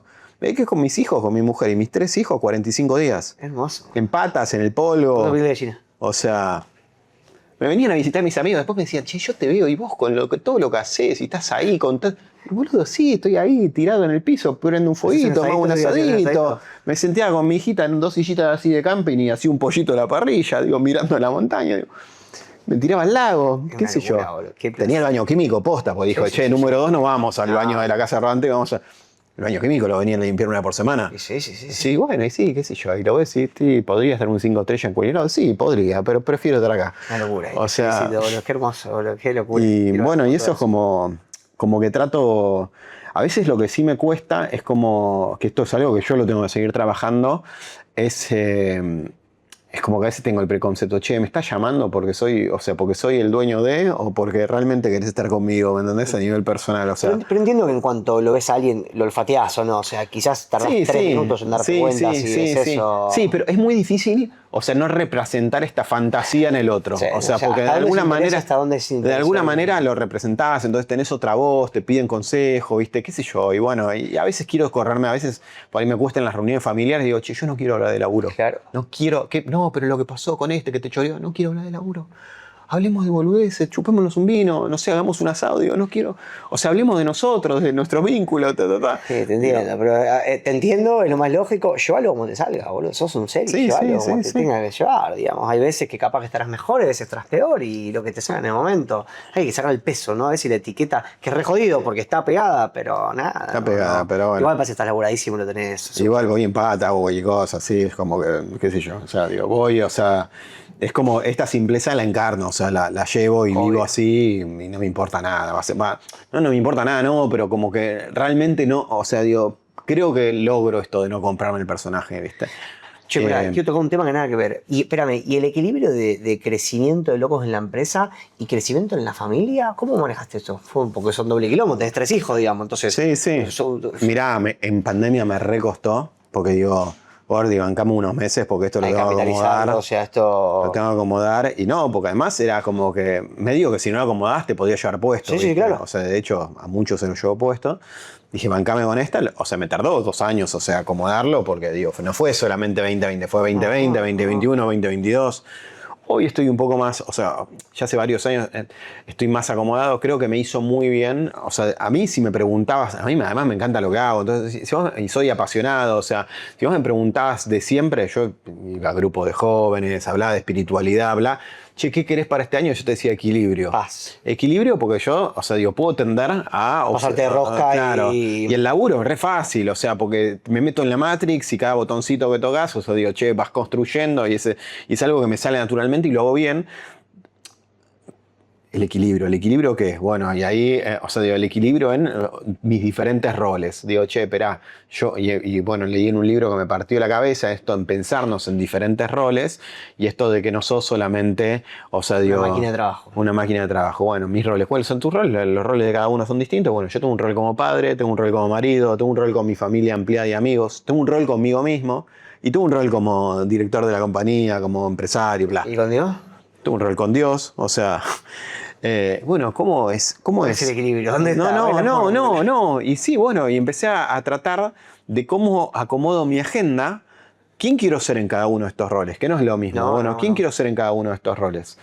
Bueno, ¿qué puede cambiar ese querer, capaz? ¿No? Hoy en día elegís una cosa y te das cuenta que el mes era... Y está bien, ¿no? ¿Quién quiero ser en cada uno de esos roles? Bueno, conmigo mismo, empezando conmigo mismo, porque si yo no estoy bien conmigo mismo, no nada funciona. Bueno, y esto es de pensarme a mí física, mental, espiritualmente. O sea, digo, bueno, ¿cómo es este equilibrio conmigo mismo que abarque estos tres aspectos de mi persona? Bueno, ¿cómo me cuido en lo físico? ¿Cómo me cuido en lo mental? ¿Cómo me cuido en lo espiritual? Bueno, y empezar a pensarme, bueno, en metas, o sea, en cada uno de estos roles, como padre, como marido, conmigo mismo. O sea, che, empecé a hacer hace unos años un proceso de planificación del año para que las cosas no es que vayan por azar. Y bueno, y preguntarme por ahí a principio de año, hago todo un proceso de reseteo y de ver, o sea, sigo todo un proceso para planificar el año, que, che, qué me gustaría dejar, qué me gustaría lograr, qué cambios creo que quiero generar. O sea, o sea, que en esto lo laboral ocupa un 10%. O sea, Claro. digo, lo demás es todo como, bueno, no sé, este año quiero usar el celular menos de X horas por día, no usar el celular en espacios comunes de mi casa, no usar el celular los domingos. O sea, es como cosas que tipo, como fui elevando la vara. No, está buenísimo. Che, menos de tanto. A mí mi tema con el celu es principalmente el WhatsApp. Claro. Digo, bueno, menos de tantas horas WhatsApp por día y ver ahí qué reglas me funcionan. Bueno, a ver cómo puedo hacerlo. Consulto cada 2 horas. ¿Cómo puedo hacer para que no? Bueno, y hago todo este. Entonces, y algo que me sirvió mucho fue ir viendo cuáles son los hábitos que necesito desarrollar para poder lograr este equilibrio. Bueno, y a partir de que empecé a hacer esto, a intencionarlo a principio de año y a seguir este proceso, creo que fue en 2021, y empecé a seguir este proceso de equilibrio en mis diferentes roles, empecé a organizar toda mi agenda para poder, o sea, digo, che, si bueno, no, sí, tus hijos son re importantes para vos, pero está bien, pero si vos no tenés espacio en la agenda para ellos, o sea, sí, serán en teoría, los querrás un montón, pero digo, no lo estás llevando a la práctica. Entonces, ¿de qué manera puedo? Bueno, entonces, qué sé yo, hay cosas que digo, bueno, no sé, tales días los busco en el colegio, los domingos veo una peli en familia, a la noche los acuesto, desayuno con ellos. ¿Qué cosas son que convivan con todo el resto de los roles? Que a mí, hacer un programa especial con cada uno, no sé, como no sé, 2 veces por año. O sea, bueno, y en la medida cuando uno lo planifica, o sea, después cómo va sucediendo, che, no sé, a mí me gusta hacer, y eso con las diferentes áreas de mi vida, me encanta hacer kitesurf. Y bueno, yo en kitesurf quería antes de los 40 sacar un truco, que es un truco que es jodido, y bueno, me tuve que entrenar y me lo planifiqué, y me dije, yo quiero hacer antes de los 40, quiero hacer este truco, pumba. Y bueno, me puse a entrenar y como que me da como una meta. Y bueno, y en el laburo lo mismo, ¿qué líder quiero ser? ¿Qué lugar quiero ocupar en la compañía? ¿Cuánto le quiero entregar? O sea, para que no me lleve puesto el día. Porque digo, yo agarro la compu, me genero reuniones, estoy dispuesto a estar todo el día laburando hasta de sol a sol. Y no quiero eso, porque sé que si hago solamente eso, o sea, no voy a hacer ni mi mejor versión, o sea, todo el resto de los roles van a estar para atrás. Y en la medida solamente voy a Tener más plata en la empresa. voy a poder tener una vida plena si estos roles de alguna vida. manera están en equilibrio y realmente soy consecuente con quién quiero ser en cada uno de esos roles. Che, en el laburo, o sea, digo, bueno, en todo, como papá, como marido, bueno, y esto para mí es importante, o sea, llevarlo a cabo. Che, está buenísimo lo que decís y siento que tenés que comunicarlo. ¿Esto nunca te pintó el rol comunicador, de ser un portavoz de todo esto que decís, que me parece fundamental? Bueno, luego con las charlas que me invitan. Sí, está bien, pero parece que tendrías que tomar, no te quiero modificar tu agenda de equilibrio, pero me parece que ahí hay cierta... Lo estoy tratando de codificar. Está o sea, buenísimo. lo empecé con algunas cosas chiquitas, tipo, no sé, estoy yendo hace un par de años a mi colegio secundario, que es el Cardenal Copelo, a hablarle a los chicos de los últimos 2 años del secundario, no sé, a mi universidad, pero bueno, estoy en este proceso de descubrir cómo mi historia puedo ponerla al servicio de los demás y nada, como que si puede servirle a otros, o sea. Pensé que como propósito de vida, si te gusta ir a fondo, entiendo que sí, el propósito que tenemos todos es la inspiración. Entonces, ahora, ¿qué pasa? Cuando vos tenés todo un historial hecho y demás, hasta llega un punto que te planteás, pero ¿y para qué tengo una empresa de 685 personas? Para hacer más inspiración. Entonces, digamos, como que no quiero que parezca un peso, pero a la larga ese es nuestro mandato, digamos. Y yendo muy profundo y quizás algo medio altruista, es el propósito de todos nosotros. Entonces, digamos, tenés un peso ahí espectacular y encima tenés el don, o sea, tenés que hacerlo, digamos. No quiero hacer presión, pero es espectacular. Y nada, porque encima tocas un montón de focos y de mentalidad y desarrollo, está buenísimo. Quiero que me digas una decisión difícil que tuviste que tomar y que te haya ido... ¿bien o mal? Puedes elegir, pero una decisión difícil, que digas, che, me pasó esto en este punto y fue un quilombo. Yo creo que las decisiones más difíciles que relacionadas a Vid como a Gandhi, que tengo, que están en la historia de la empresa, fueron de pronto habernos dado cuenta que alguien que nos había acompañado mucho tiempo en cierto rol, no, o sea, digo, no iban más, o sea, y no podían seguir acompañando, porque está mezclado con cariño, con... ¿Porque era inepto para el puesto? ¿Porque había perdido la aptitud? Sí, porque no le daba la altura. Y Esas- sabes que encima no le puedes poner a alguien arriba porque va a implicar un desgaste y una crisis emocional, entonces toca... Sí, creo que esas decisiones son las que más nos fueron, las que nada más nos desgastaron porque tenían que ver con lo emocional, porque de pronto la persona del otro lado es amigo, o sea, creo que esas fueron las decisiones más difíciles. Hay que así. afrontar, hay que charlarlo y ponerle el pecho. Sí, sí, che, no va, o sea, digo, fíjate que va a BC con ejemplos, no, tipo... Sí, che, sí, con constancia y mostrando las cosas. Sí. Che, y pregunta, ¿viste? Porque tomás muy a la ligera la cantidad de gente y equipo que tenés, pero ¿sos consciente de que hay 685 familias que dependen de todo este universo? ¿Pesa eso? ¿Pesa? A ver. La diaria la verdad que no me pesa, pero te voy a decir, o sea, digo, si lo conceptualizo, digo, qué pesado, pero por otro lado lo que digo es, che, esperá, no depende solamente de mí que esto, o sea, siga yendo bien. No, claro. Lo que sí pesan son pequeñas decisiones que vas tomando, digo, bueno, o sea, ¿cómo, o sea, digo, cosas que por ahí le pegan a las 680 y pico de familias, o sea, que tenés que ir decidiendo, digo, bueno, conforme al mercado, conforme cómo actualizar los sueldos, qué políticas laborales tenés por ahí. Esas decisiones, yo, che, quiero que estén bien pensadas y que de alguna manera tengan un equilibrio con, che, necesitamos una empresa sostenible. Yo no me lo tomo, o sea, en la diaria no es algo que me pese, o sea, digo, que me despierto así con estrés, porque digo, toda la gente que forma parte del equipo. Porque creo que de alguna manera soy consciente que esto lo estamos construyendo justamente con esas 680 y pico. Y Claro. no estamos yendo no estoy yendo solo a... Que no depende solo de mí, como que lo estamos haciendo juntos. Me encanta, es entender que ya tiene entidad propia y que no es founder dependiente, sino que hay todo un equipo atrás y está buenísimo. Che, ¿y cómo garantizas que persona nueva que ingresa entienda la cultura organizacional y la forma de pensar del equipo? ¿Cómo lo garantizas eso? ¿Cómo se hace? Ya, a ver, no lo puedo garantizar. De hecho, entra gente que de pronto no hay match cultural.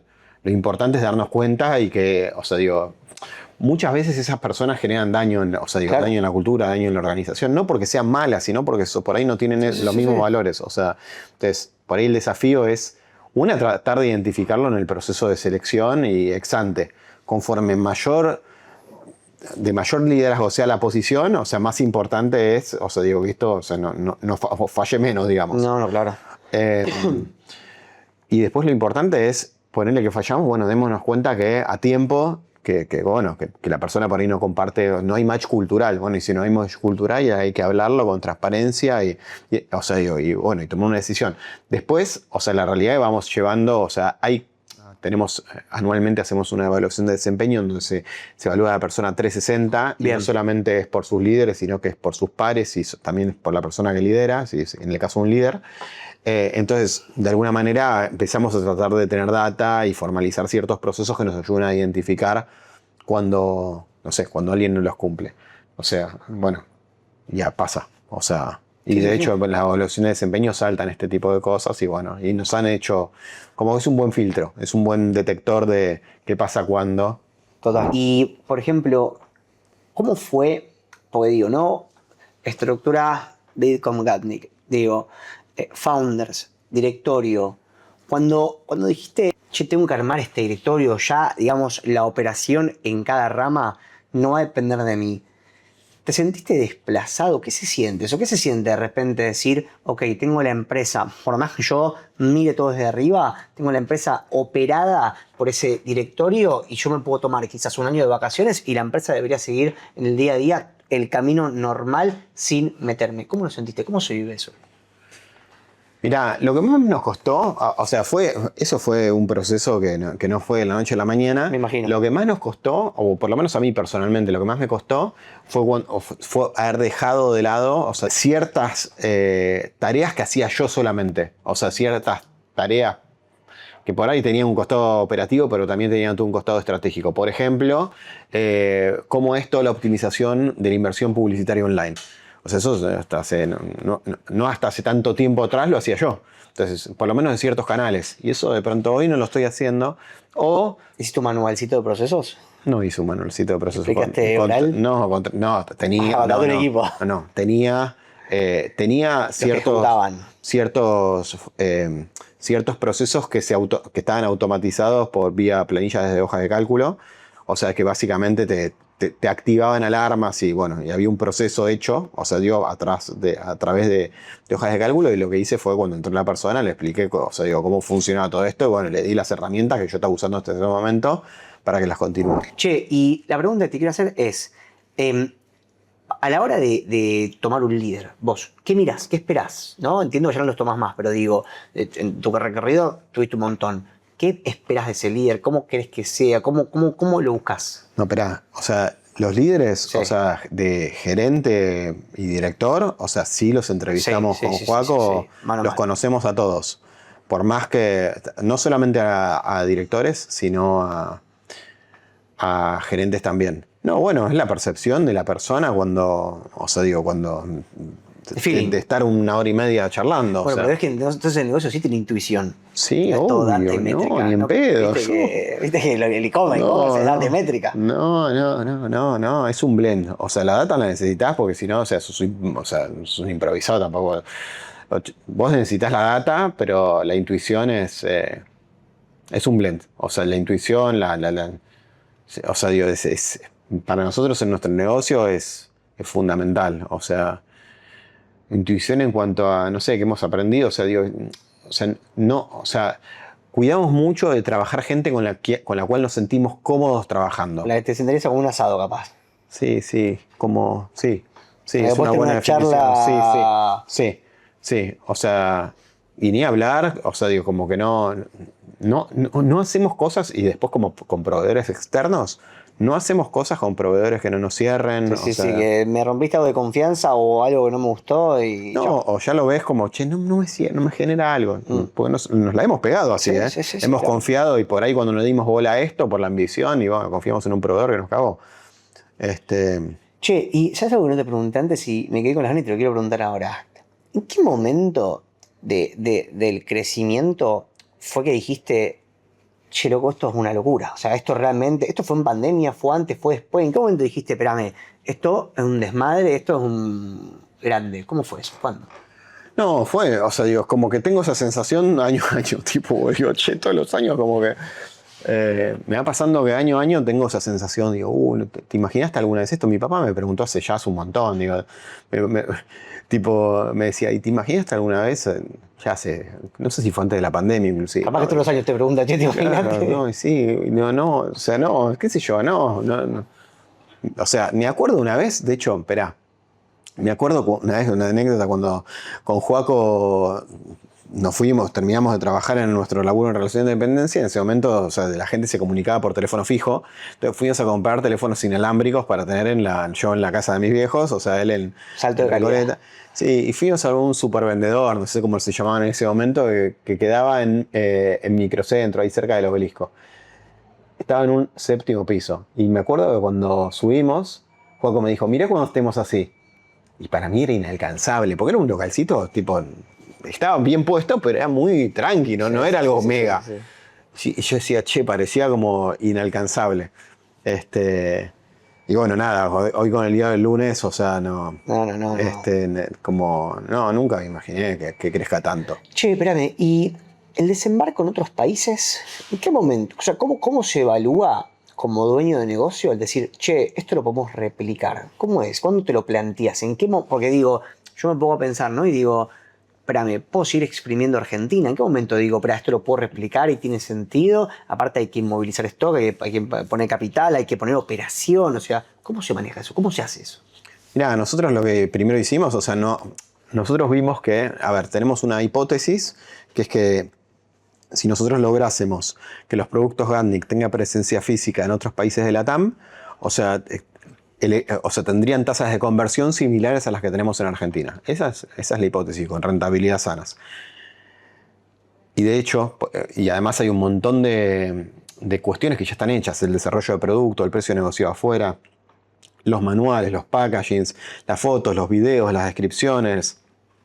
Ya sabes cómo performan reviews, ya conoces la tasa de devoluciones que a priori debería ser similar. Entonces hay un montón de cosas que digo, che, a priori debería funcionar. Y lo que hacemos es, vamos de menos a más, no es que nos tiramos a la pileta invirtiendo, o sea, digo, cifras descomunales, sino que empezamos haciendo primeras pruebas. Y bueno, las primeras pruebas que hicimos, la realidad es que se confirmó esta hipótesis. ¿Cuál fue el país donde desembarcaron? En México y en Uruguay. ¿En Uruguay probamos antes con algunos productos en Uruguay, porque por un tema de cercanía no era muy fácil hacer llegar productos ahí a Uruguay, porque teníamos productos en aduana acá, o sea, era fácil. Claro. Entonces estuvo unos meses antes. Y empezamos el año pasado, o sea, y estamos todavía en instancia de... Estamos yendo tranquilos, queremos como conocer bien el mercado, o sea, digo, como... ¿Y le ves crecimiento, le ves potencial? Sí, la verdad que tiene, o sea, la conversión de los productos que les está yendo bien, les está yendo muy bien. Y México teniendo cercanía con Estados Unidos, no hay competencia, viste que el mundo yanqui capaz que está muy desarrollado en el Sí, hay un montón de competencia. Y sin embargo, hay potencial y se puede competir, o sea... Sí, o sea, todavía es así, no te puedo decir cuánto puede llegar a escalar el negocio. Pero lo ves. Estamos, o sea, digo, ¿hay productos que tienen buena tasa de conversión con rentabilidad sana? Sí.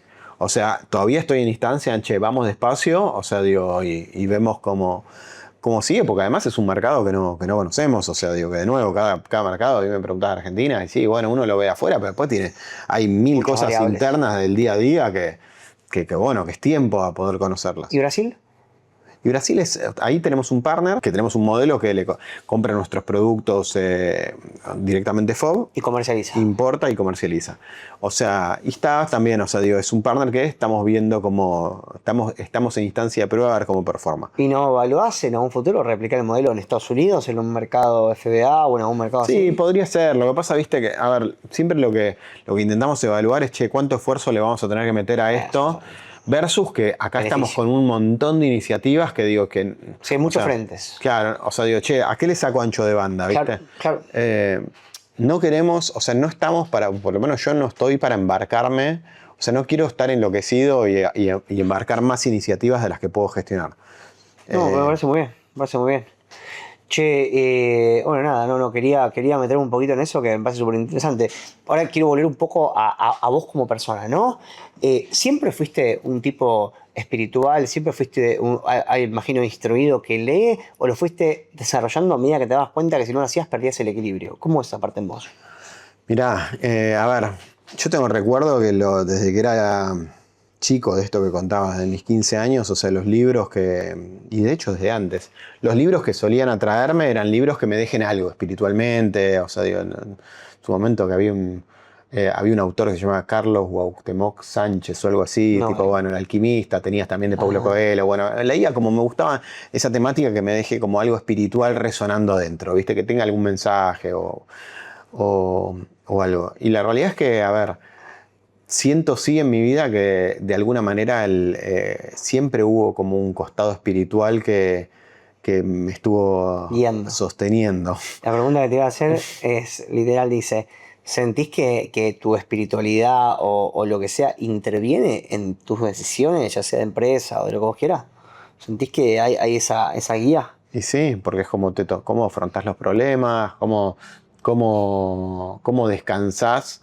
A ver, me decís, che, ¿cuáles son tus máximas? Y bueno, yo creo una de las cosas máximas que sostienen mi vida es que yo realmente creo en que la vida es espiritual, creo que somos seres espirituales antes que humanos, creo que en un orden divino y en un Dios bondadoso, que planes de bien tiene para mi vida, y lo creo firmemente. Y eso a mí me construye una fe, o sea, me decís cuáles son tus valores fundamentales, o sea, eso que en mí construye una fe, que de alguna manera esto que yo lo sé y que se me ha manifestado muchas veces en cuanto digo, esto es, la estadística tiende a cero, pero sin embargo pasa, digo, casi tipo sincronicidades milagrosas. Y eso me ayuda a vivir como, a ver, lo explico así, o sea, digo, esta creencia de creer en un Dios bondadoso con planes de bien en mi vida, realmente lo creo y lo creo así, y no solamente conmigo, creo que la vida, o sea, hay un orden divino y hay una bondad que gobierna. Eso no implica que pasen cosas que no podamos explicar, ¿no? Total. Ahora, dicho esto, o sea, digo, esta fe me ayuda me cultiva otro valor que es la esperanza. Entonces, ¿qué es la esperanza? O sea, siento que soy una persona que vive con esperanza. Yo siento que esta fe hace que cuando estoy pasando por momentos de tempestad, o sea, mi yo heroico, o sea, esta espiritualidad me rescata y me hace recordar, che, todo va a estar bien. Confía. Todo va a estar bien, planes de bien tengo para tu vida. Y bueno, y voy como transito las tempestades con esta creencia que me sale de adentro.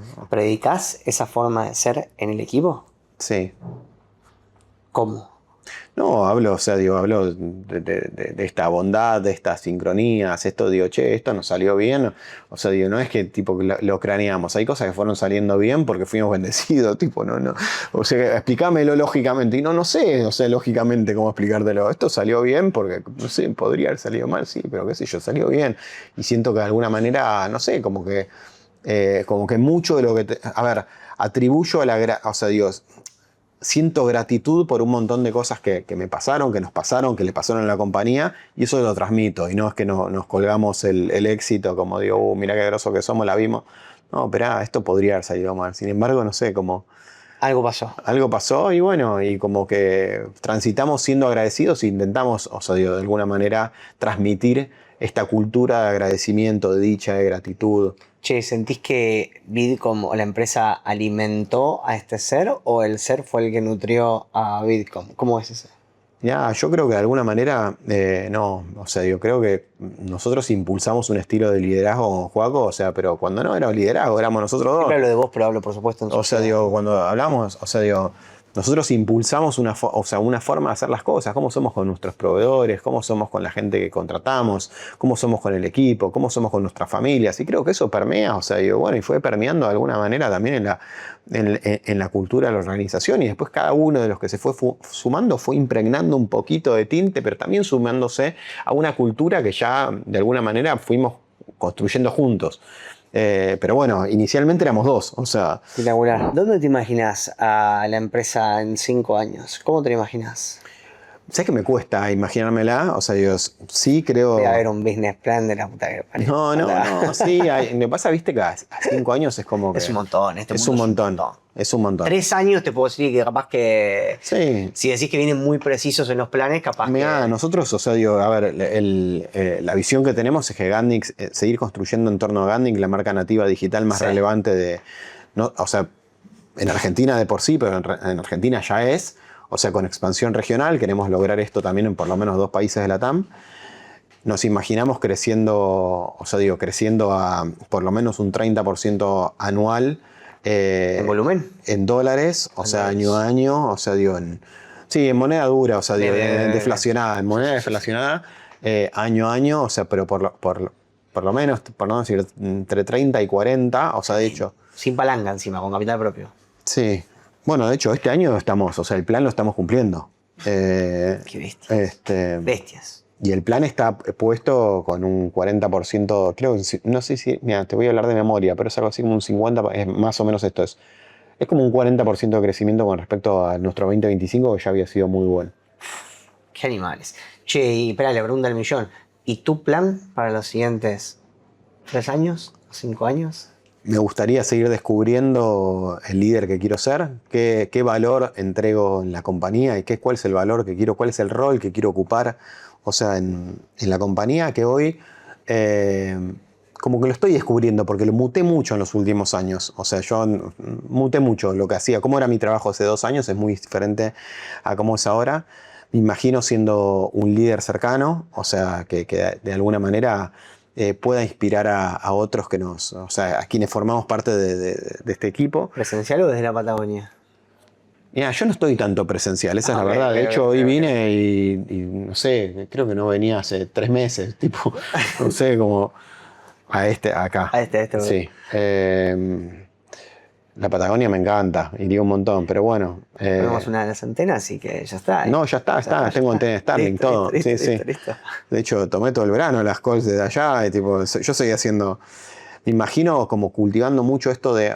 A ver, con Joaco decimos que algo que nos motiva mucho, además del propósito de Vidcom, que ya te dije, nos motiva mucho esto de estar construyendo un ecosistema de negocios donde de pronto la gente que se suma a este ecosistema, que son estas 680 y pico de personas, o sea, construir negocios que de alguna manera la gente que forma parte de los equipos, o sea, que está dentro de nuestros equipos, pueda también desplegar su mejor versión trabajando en nuestras compañías, y esto les haga match con quienes quieren ser ellos en su vida, con cada uno, o sea, como que nos motiva mucho esto. Es como construimos una empresa donde de alguna manera cada colaborador, o sea, pueda decir, che, o sea, me siento pleno en el laburo y yo todo esto también impacta después en mi vida personal.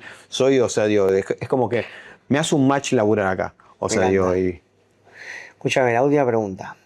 Es que tenías 43, ¿verdad? Entonces, si vos tenés 43 años, estás en el capítulo 44 de tu vida, ¿no? Si definimos la vida como un libro, ¿cómo se llama ese capítulo? Es buena, a ver. Yo le pondría descubrir,